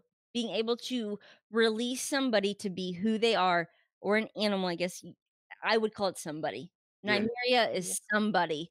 Yep. And accepting them as they are, accepting Arya as she is all they want. So, amen. Yep. Okay, so let's go ahead and roll into what is going to be our final scene. Every episode we have one of these. So cheers to you, cheers to me, and may the best friends we forever be. Let's go to Blackwater Bay, where we have Yara, Theon, Ilaria, Tyene, Nymeria, Obara, Euron, and a shit ton of Iron Islanders. Benj, set the mood. Ilaria enjoys teasing Theon, and Yara, sorry, I missed my own dots. Fuck. All right. Euron makes a surprise visit to his niece and nephew. He gives a couple of snakes a taste of their own venom, takes a few prisoners, and then Theon nopes the fuck out. Nopes the fuck out. Abby, so this is our first big battle scene of season 7, right? I mean, we've all been like setting things up and having characters come back together and fall apart again. Yes. Did you see this coming? No. Strong no. Talk about your strong no, please. So for really quick before that, am I correct in saying this is within Blackwater Bay area? When I designed off Dragonstone somewhere, yes. River Red. But Well, yeah, that's just me. I think Not Abby's- Arya, not Nymeria. That's not you. It's just me, Black River Red. Abby's new name is Black River Bay. But no, I did not see this coming. So we know that Euron leaves and he's like, "Hey, I'm gonna bring you a gift," and I'm like, "What the? Okay, cool." Like, I wonder, it's gonna be a crystallized thing from Things Remembered with her name engraved on it. Great, good job, Euron. I don't know. This was not at all what I was expecting. We have this war room. It's boss. They have a plan. It sounds great. It's all working so good. It's fun. We're having fun and we're moving forward and Tyrion's doing a shit. And then You will have fun, or else. this happened. I was disheartened that this even is it. And I think that's how I'm supposed to feel. And they did a good job. If that is it, if not, you can tell me that I'm wrong. That's fine. But You have not been wrong once, Abby. thank you. Never, except about my Black finger. River Bay for life. Back River Red for life. That's my Gertie. So, but Is there a backstory to that or no? this is so far beyond left field. We're in like next to the peanut guy screaming about, Bud Light, get your Bud Light. So, I was wearing a monocle. I'm He's just saying, but you're always misinterpreting. He's saying Bud Night. Bud Night. No, does anybody know? Okay, I'm sorry. This is so St. Louis. It's just one beer caller that I'm talking about. I know Bud you're talking about. Light? Yep. Yeah, you. Yep. He's And like that. He's the man. Go Anyways, to Busch Stadium. He's there. it is known. It is known. One World Series ring for two we did. It's the truth. Bud Lights. One actually. World Series, like commemorative World Series ring. Knock Two Bud off. Lights. Yeah. We actually, it was a fake, and we gave it to him. He thought it was real. No, he did not. Anyways, go on. Anybody else? I was unexpected. I was completely taken. Good job, show. You got me. Hard luck. So Kev, I'm gonna come to you, and whatever part of this you wanna jump on, whether it be the sand snakes talking about mama, or Yara and Ilaria doing a little invasion action, or the actual fight itself. The only thing I'll just give is a little color and a little hype for Abby. I'm not going to spoil anything, but just get ready for in the future. Euron's an amalgamation. There are other characters in the books. One of my favorite characters was left out of the show. For me, Euron is a what? A mountain formation. Amalgamation. Amalgamation. A mixture. Yeah, so they'll take characters like Gendry. Gendry, when he went to Storm, yeah, I love him when he's Dragonstone. In book 2, He's on my list. Dragonstone, like that's another character, but they had Gendry do two different things. Consolidation of characters. Yeah. Abby. Game of consolidation. So there's someone to look forward to. One of my favorite sentences in all 5 books is a 2-word sentence. It says, "It's almost Ironborn." Just wait for that line. And it ties into kind of what I'm saying here is that so an interesting fact about the Ironborn that show watchers may not know that's really cool is that Ironborn, they're badass. They're not afraid of drowning, so they wear plate and mail on boats. And they did that. They gave Euron some plate and mail. And the thing is, like, if I'm fighting on boats and ships, I'm not wearing plate and mail because you fall over, you're sinking, right? If I fall over, I want to be able to swim. So that was pretty cool that they gave Euron plate and mail. That was a nice nod to who the Ironborn are. I just really like that. Mm-hmm. That actually goes right into exactly my note here. It's kind of paying homage to an homage to Victarion Greyjoy, who they haven't brought into the show, and it's specifically from the Victarion chapters that we get that description of, you know what, I'm such a fucking badass. I've trusted myself to fight that I'm not gonna lose if I'm on a ship. Like, I'm not gonna get thrown overboard. Like, I'm gonna wear plate mail because it's better for fighting, and I'm not gonna fucking lose if I'm on my own goddamn boat. And I love Victarion. He is a big dumb brute. Abby, I'm excited for you to read his chapters. They're I love them. I'm not going to touch on that right now, but because his train of thought, just the way the dude thinks. Yeah, and he had an axe, right? The amalgamation. I think he fought with an axe, right? Yes. This is very much, and I don't know if Benji got a screen cap of it, but the axe itself in the billiards room. Here's the thing, and that's kind of my note that I have on the second half. Fucking Euron has an Aurochs.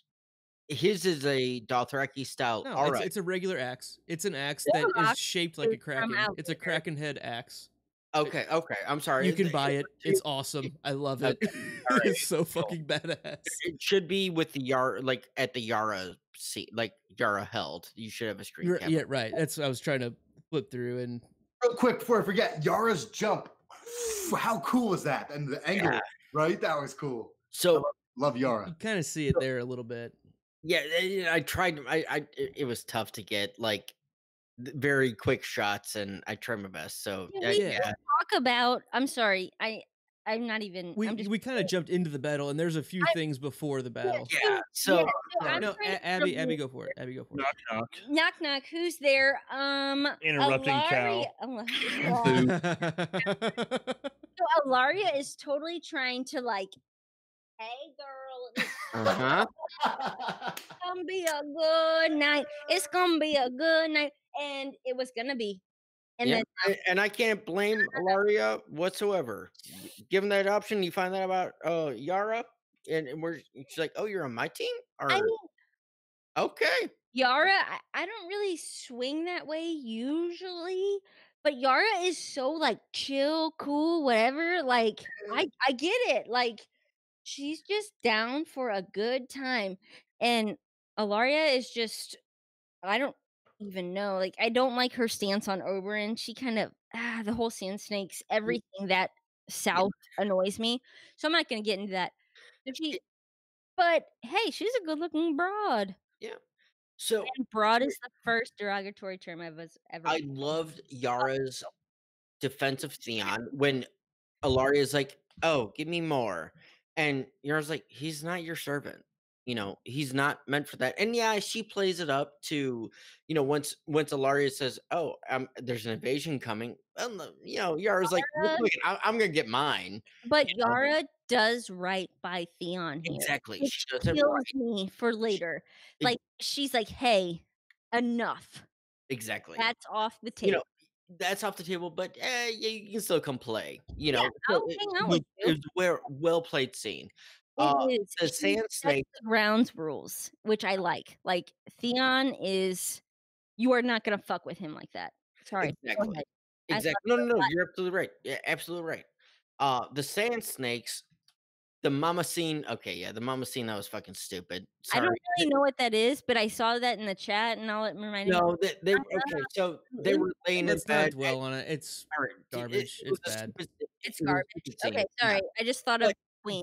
they actually improved on the fighting skills of the Sand Snakes in this scene. Once the battle starts commencing, uh, Obara with her spear, yeah, the spear work was still fucking stupid. A longbow, long staff, and yeah, Ninja Turtles, I get it.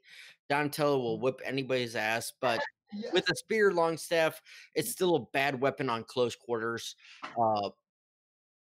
Regardless of that. But I liked how they implemented, and they actually were better equipped, and it was a better choreographed scene than what we got during the Jamie, Bronn, and Dorne scene, where it felt all in slow motion and all this. It was very well done. The fights were actually well done with this. So it was kind of like they were like, okay, you could have had this. It could have been better. We just kind of fucked it up 2 years ago. And so here's the better scene. But then the snakes getting taken out, at least Obara and Nymeria, right? Nim. Right, yeah. Yep. Yeah, because Tyene is Or Obara, Lady Nim. yeah. So Obara and Nymeria getting taken out by their own weapons. It felt right. If you're gonna do it that way. Obara getting taken out by the spear, Nymeria getting choked up by the. Wait, say that again. What do you mean? What happened? So Euron ends up killing both of those sand snakes with their own choice weapons. Oh, I didn't notice that. That's cool. Yeah. And so it was a nice touch, and it showed Euron as this baddest motherfucker of. But hey, why can't I hate him? It's like, oh, you're gonna come at me with a spear? Fuck you! I'm gonna kill you with a spear. Are you gonna come at me with a whip? I'm gonna kill you with a fucking whip.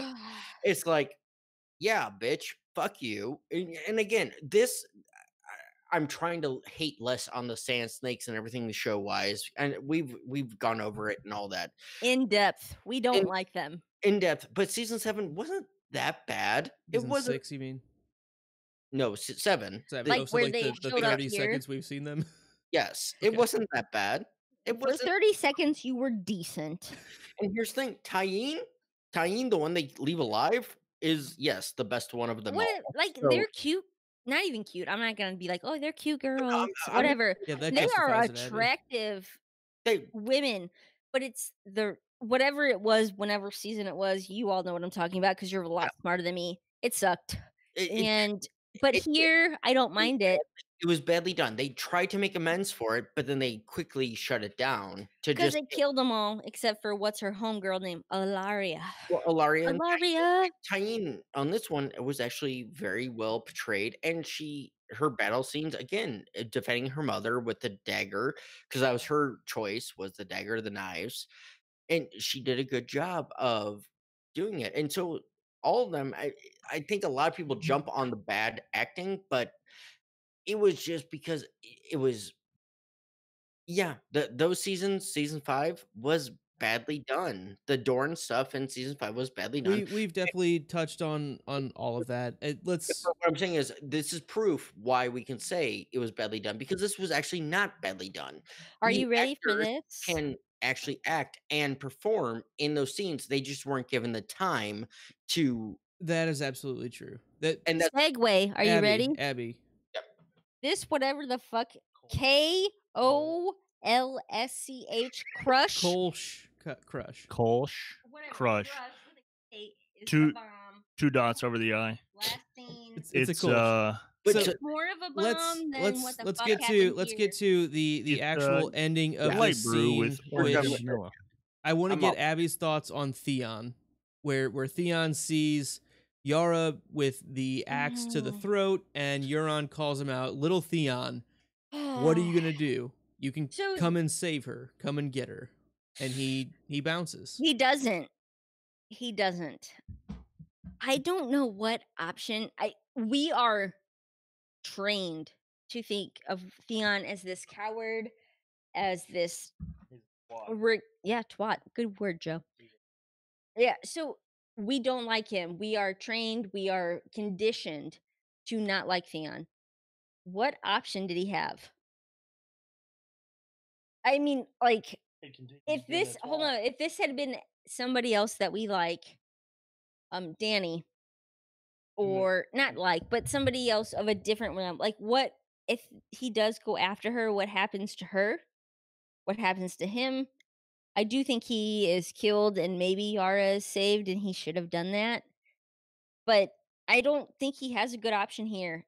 I don't like what he does. I think I get it, Joe. He's been a twat since the day he ran away. I get it.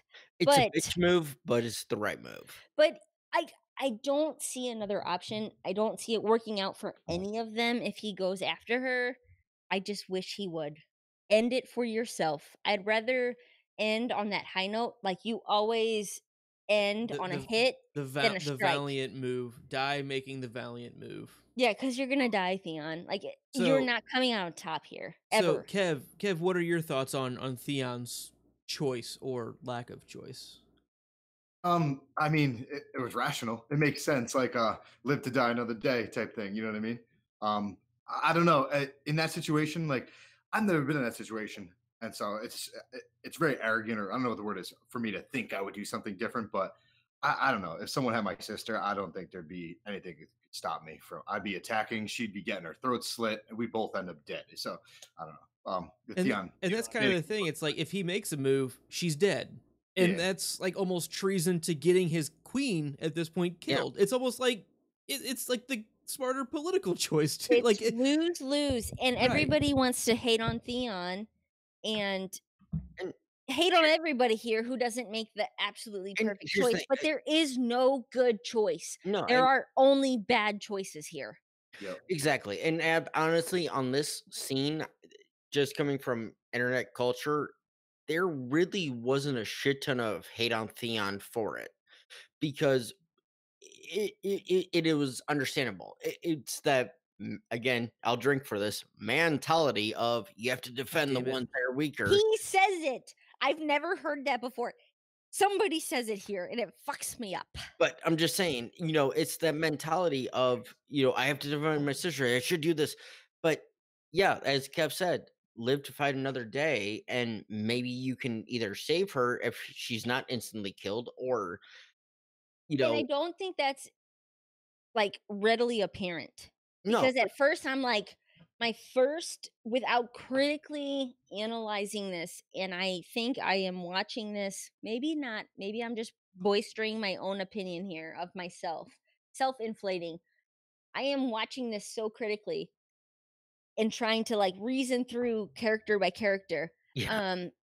And you were but way more on that than any other first time. No, not any other, but I'm trying very hard to with advanced watchers. You're No. one of the most advanced No, watchers that's in the not world. true, because I watch each episode like 7 times, and That's what each I'm saying. time Yeah, no, he's saying you are one of the most Oh. advanced first-time watchers because you are Okay. so attuned to watching it. because I always try to give myself that first time watch without notes, without whatever, Just and I still experience it, take the enjoy it. notes Mhm. that are like just broad. Like, what the fuck, Theon? That's the only note I take. And that was my Yeah. first initial thought. Like, how dare you? I was so offended. There Yeah. was absolute offense at the fact that this is your sister and you're not. And as I calm down, rewatch, I think he made a decent choice. I don't know if it's the right one.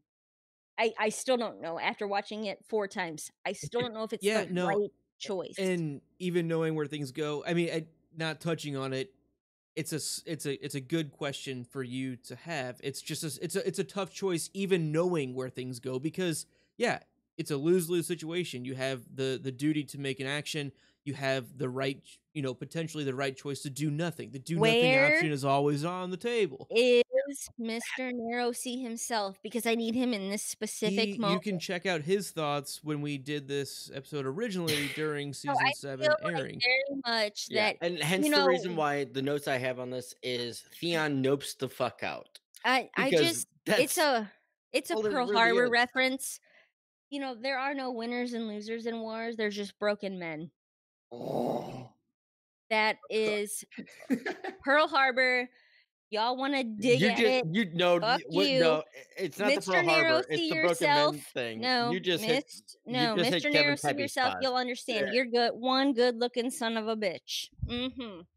Okay. Don't you ever die. Anyway. Let's walk out of this episode. Yep. And talk about the episode title accuracy. Stormborn. Yeah, sure. I mean, title of this episode. I didn't even get it until you told me, but cool. Oh. Sure. it was referenced once. Kev, Sure. You were thoughts born on in a day like Stormborn? this. A Stormborn. So, what kind of storms we have? We have Daenerys. Perfect intro. What are the storms we have? Arya wasn't storm. Jon. I mean, there are emotional storms. The storm definitely happened in this. Oh, and like you said, there were fighting in the Stormlands, right? Or I guess the Crownlands or whatever. But that was a storm. Oh, what's his name? Euron. Doesn't he say like, "I bring the storm"? I think to me, this is one of those transitional titles of it opens up with Dany being finally described of what the hell Stormborn means, and it ends up meaning towards the end Euron being Stormborn as this proven fighter captain that we'd only heard about before this. To me, this is kind of what it rolls into of he is now Stormborn, and I think this is kind of proof in the pudding on that. And I'll put it this way: looking at it from a peripheral aspect of not delving deep into it, it's like I said, a sure. What you guys pointed out, yeah, that's absolutely true, and it makes way more sense. So, description accuracy: Daenerys receives an unexpected visitor. Melisandre, sure. Yeah, that's okay. right. Jon faces a revolt. No. Revolt? He gets some pushback. Yeah, that's damn, Luke. Why are we the same person sometimes? Yeah, no, it's just I'm a good. with you on that it's one. a good choice, Ab. That's why. Let's move on to that. Sam that's risks his career and life. Sure, we know that. Yeah, Maester life. We know that Pylos died doing this thing. Yeah. Okay. Fair. Yeah, I was thinking like Ready? risking. Okay. But yeah. He's risking his library card. At least. Yeah. Poor Arthur. He's risking his rabies tag. He's risking his rabies tag. Jekyll, Jekyll, Hyde, Jekyll, Hyde, Jekyll, Jekyll, Abby. Yeah, I mean, the only reason I know how to spell aardvark is because of Arthur, A-A-R-D. And D.W., Dorothy Winifred. And Tyrion plans the conquest of Westeros. I don't agree. Yes. Okay. I mean, sure, Tyrion is like there, but I feel like it's Danny. They stated as his plan. They bring it as he. It was played up as his plan. Tyrion's plan is what it was said. Yeah. Yeah. Okay. Because Tyrion knows that if like the Dothraki and the Unsullied. Yes, you're right. Tyrion presents the PowerPoint. I get that. He clicks through the screens. And it was his advice to do it this way. You actually did the work. Probably the wife of the dude who actually said it. But no, I'm just kidding. That's not a personal reference at all. But I just got hit. Rude. One time. DW. That's all I gotta say. Okay, so let's get into our least favorite things this episode. Kev, I'm gonna start off with you. What was your least favorite thing? So you guys know me, like I don't particularly like dwelling, especially like actors and stuff. I'm gonna say it, mom. That's not my least favorite, but that wasn't that cool. But my least favorite thing would just be, you said his name, Vicky Greyjoy. Lack of Victorian, man. It's nothing wrong with the episode. Just I wish that they had that mofo. That guy. He is awesome. I 100% agree with you. Yeah, I love it. Yeah, it's a lack, and it's a consolidation that started early on. I mean, they never really even included Aaron Greyjoy. They had a damp hair type character, but never named him. They didn't have they didn't have the damp hair. It was the damp fair in the show. Yeah. Yeah. Benj, what was your least favorite thing this episode? Least favorite thing. First of all, Ilaria was annoying because she was it's all about revenge and get the Lannisters. It was annoying, but I can look past that. Honestly, it was the fucking Greyscale to hot pie transition. That one, it just, again, as a horror, your milk. I watched this episode 3 times this week, and I'm just like, I have to just skip, fast forward. It just hits me wrong. It's like, yeah, it's well done, and don't get me wrong, it's my least favorite by design, but because I love this episode. This is actually a great fucking episode. But that one is just like, God damn it, why'd you have to do that? You know, it's not like I hate it. Absolutely, I'm never gonna watch again. But it's like every time I see the Greyscale scene come up, and I'm like, oh, they're gonna dig in the Puscale shout out, and he's gonna eat it. Oh, fuck you. Abby, least favorite thing this episode? My least favorite thing tonight is tank tops. My second least favorite thing is sharing a microphone and my daughter will call it a shawl. A shawl. Grandma calls it a shawl. So my shawl. Sorry, I'm a wiggly person. Other than that, I dislike that we don't see more of Old Town with Jorah and Sam. That's like not necessarily by design or anything. I just wish I had seen more. That's my least favorite thing. Okay, I think that's fair. I'm with you. I like the Old Town storyline. Cops are ridiculous. I just want to hang out in the library. So matter. I mean, come on.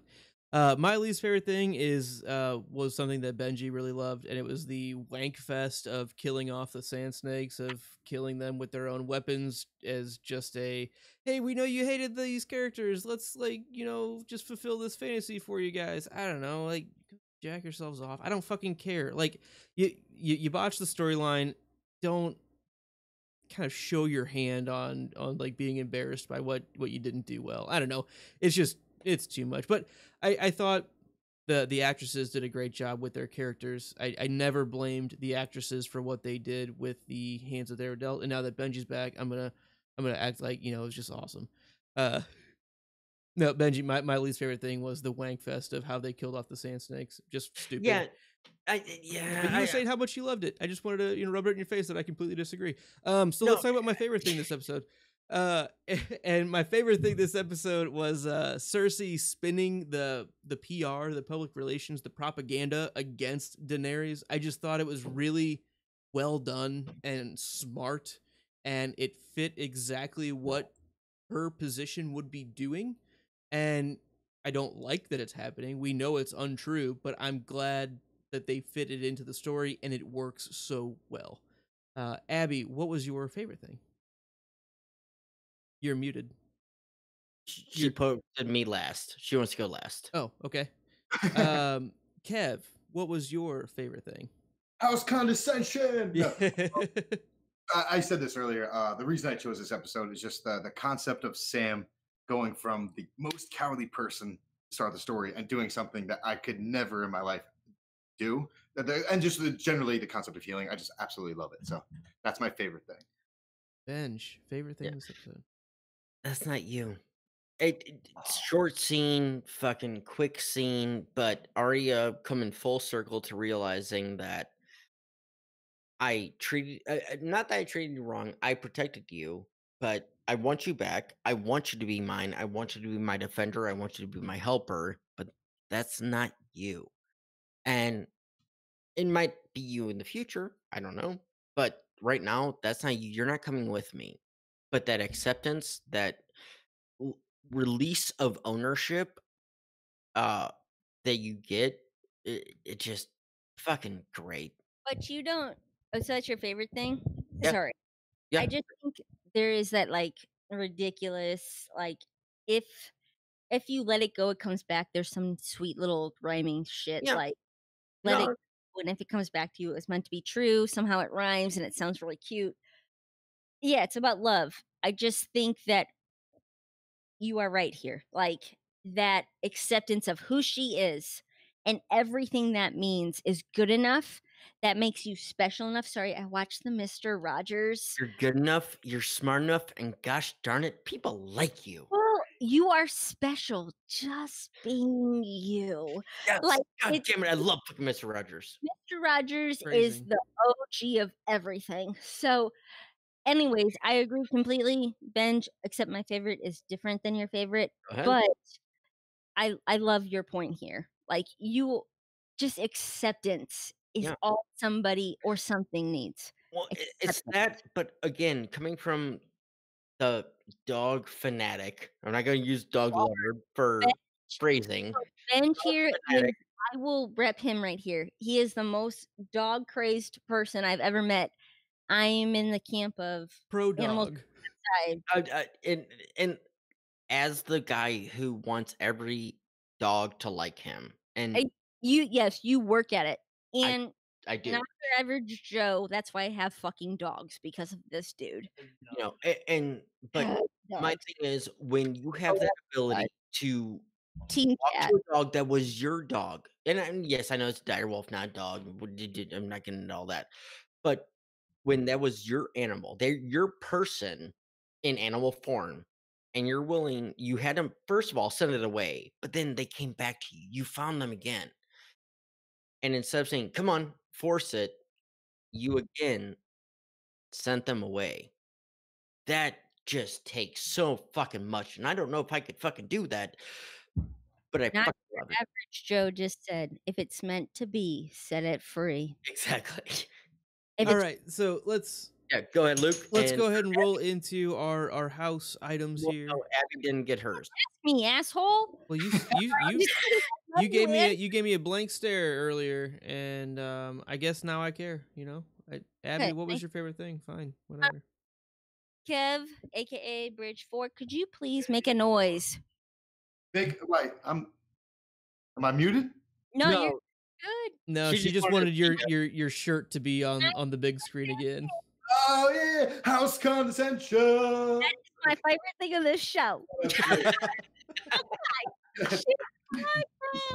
Whoop, whoop.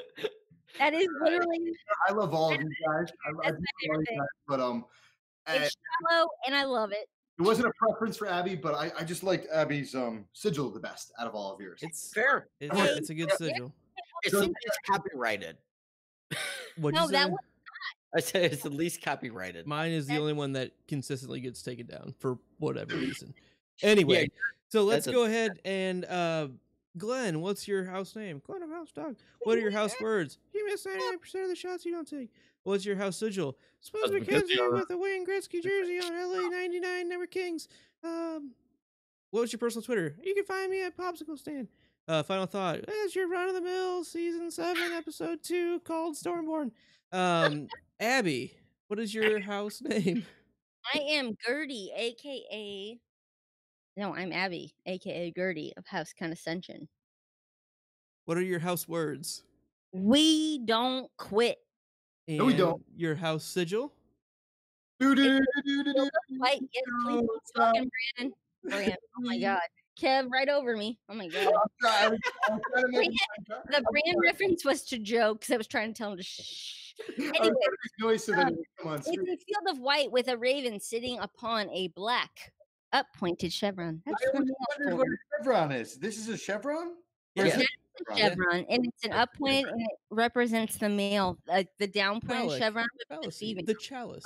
I always thought you were talking about like a car or something. Nah, The chevron, if you look at Chevron, the gas station's logo, it's two chevrons.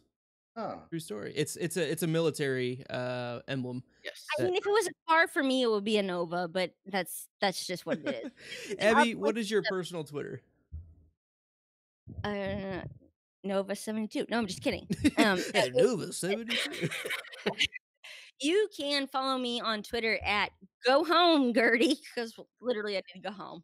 What are your final thoughts on this episode? I've seen some people saying this is the weakest episode of season 7, and all that does to me is jack me up. That's it. Like, if this is the weakest you got to throw at me, shit's gonna be boom. Did you guys think I was dumb for choosing this episode? That makes me feel dumb. Benj, house name. Slab House McLean. What are your house words? It's dangerous to drink alone. Take And- that. Your house sigil? 3 golden triangles on Frio red and black, and it's the one that's posted. It's upside down. Anyway, go on. You've said that 3 times. You've complained 3 times, and I've changed it. You said no, that was right the first time. Nope, that it should be conversation pointed- has It should absolutely be happened. pointed downward. That It should be pointed downward. fine. I'll fix it. More work. There. Awesome. Benj, what is your personal Twitter? Ed Slime McLean. Final thought. If this is the fucking weakest episode of the goddamn season, fuck you. This is great episode, and fine, yeah, of the whole season, it might be. But this is such a good fucking episode. Go fuck yourself. Nice. This So- is the week you got. Oh, up from here. Hell, Exactly. My house name, I am Lucan of House Blackmead. House What are your words, words? ours is the drink. House Sigil. sigil is an obsidian black chalice on a gold and blue checky background. You cannot buy this shirt there because they keep taking it down. This Oh, is a man. one of a kind right now. Oh. You can talk to me on Twitter at Luca Ferocious, but I'll probably respond at No and Drink much quicker. So if you have sent me a message on Luca Ferocious, I probably have been ignoring you. Sorry. really put in, but that design right there, I made that myself. So all you people cutting that down, I literally went in and made everything. This is the one that I made. It's the one you did. Oh. You cut this one. The one that's on the shirt. That's the one that I did. Yeah, but still, you need to I tell them I agree. I made that design. It's a legalese fight that I am not going to win. Different words. F you. My final thought on this episode, I wish we had Victarion Greyjoy. Yes. So, let's get to our wonderful guest here. Kev, what was your house name? Kaladin of House Stormblessed. Ooh, I like that. I changed it, sorry. I saw that you threw me off. It was awesome. House words. Life before death, strength before weakness, journey before destination. Fuck yeah. House sigil. Blue fairy glowing in a moonlit sky. I saw that you've done all of these. I mean, Yeah. oof, hats off, man. House sword. Honor, House Region. Lorath. Oh, Lorath, I love it. House religion. Boash, the blind god. Horse name. Roach, Of course. I mean, why wouldn't it be? Animal. squirrel. Ancestral home. Hearthstone. Can you get that on the app? Ancestral home. Hearthstone. Oh, I just said that one. Hometown newspaper. Sorry. The world singer. Famous house ancestor. Lynn, the healer. You have a house minstrel or fool? I do. His name is Hoyd. Hoity-toity. Hoid Christmas. Yeah. He's got worms. House Bannerman. House Lopin of Herdaz. That's right, Goncho. Sorry. What is your personal Twitter? Twitter's too confusing for me. I concur. I don't know how he does that shit. And your final thought on this episode? Oh, I thought it was supposed to be my final thought, just in general, is that y'all are Yeah, awesome. final thought in general. That's My fine. final thought is that y'all are awesome. I truly believe that. You guys are freaking awesome.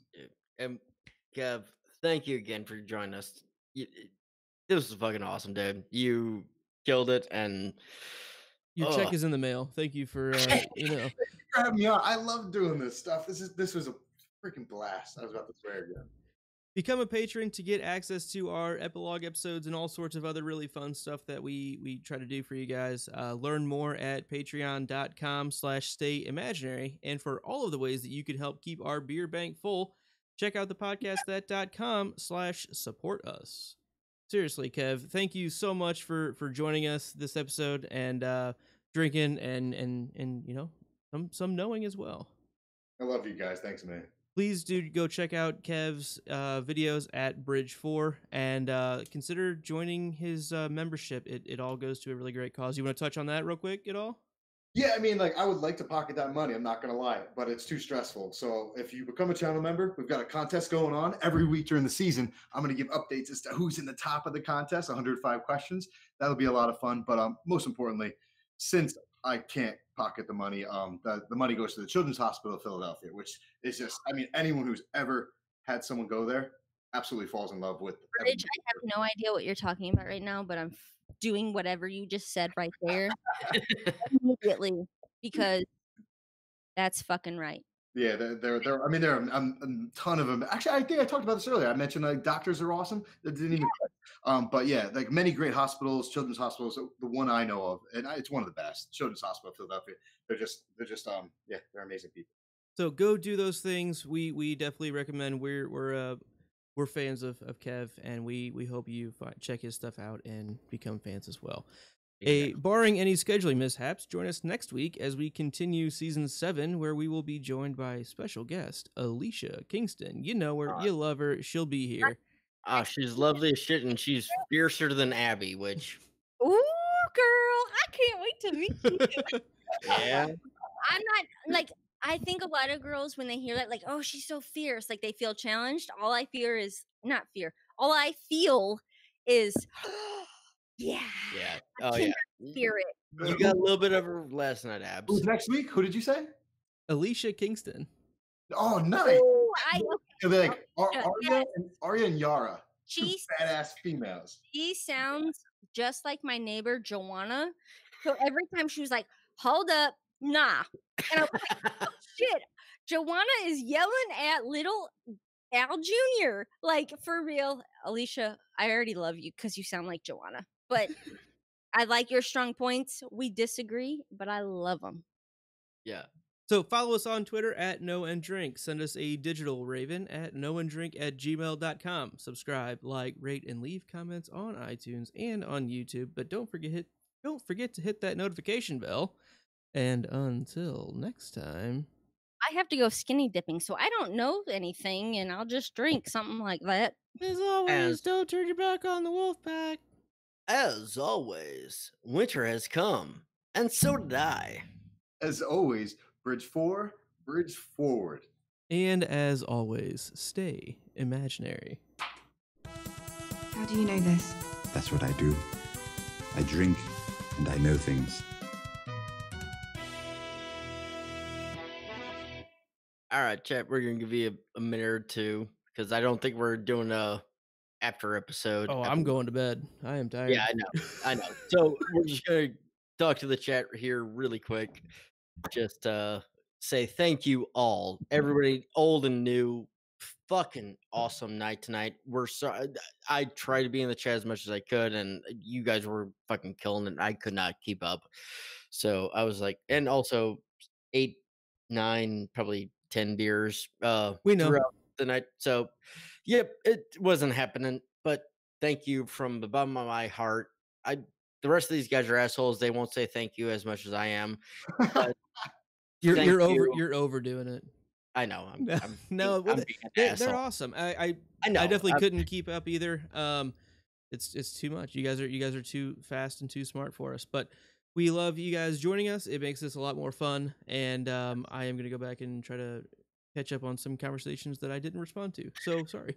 But that is gonna do it for us here tonight. And we hope to see you again on Thursday night, where we have Abby's initial takes for episode 3 of season 7, The Queen's Justice. A lot of fun there, and we will again rebroadcast Luke, Ben, and Glenn's original takes on season 7 from original airing. And then also Thursday night, doing Songs of Ice and Fire on John St. Baptiste's channel. I'll be there. Jump into both, hit likes on both, comment on both, chat in both, because we're always around. Abby, what was your thought there? I just want to apologize. I'm not exactly sure who I called out in the chat about. It was Antique Gamer. Antique Gamer. Yeah, and she sent you a comment too, saying that she just really enjoyed the actor's abilities. No. And I completely understand the sentiment. I think we made that same joke. Sentiment, mentality, whatever it is. I like to play with people. I am scrolling through chat so fast. That one just jumped at me. I heard Edmure and then I heard Outlander and I was like, dear, and I like, cannot blink. I have no idea what you're saying or what the context is. And Edmure's the worst. Abby can have a shirt. No matter what it is, Tobias Menzies, awful. I hope he rots in all sorts of all 7 of hells. Actually, he's a very, I agree with you. He's a very good actor, and I completely understand your. It makes you hate him properly. Exactly. He's so great to hate. He's so well done, and he's a great father to Bree. So, anyways, I just want to let you know that I was playing with you, and thank you for playing along with a game. Maybe you have no idea, because when you play the game of Abby, of Gertie, there's no winner. There's no winner. Yeah. So Kev, thank you, sir, man. I mean, let's say goodbye to the chat. Goodbye, chat. Have a good night, and we will see you guys again very soon.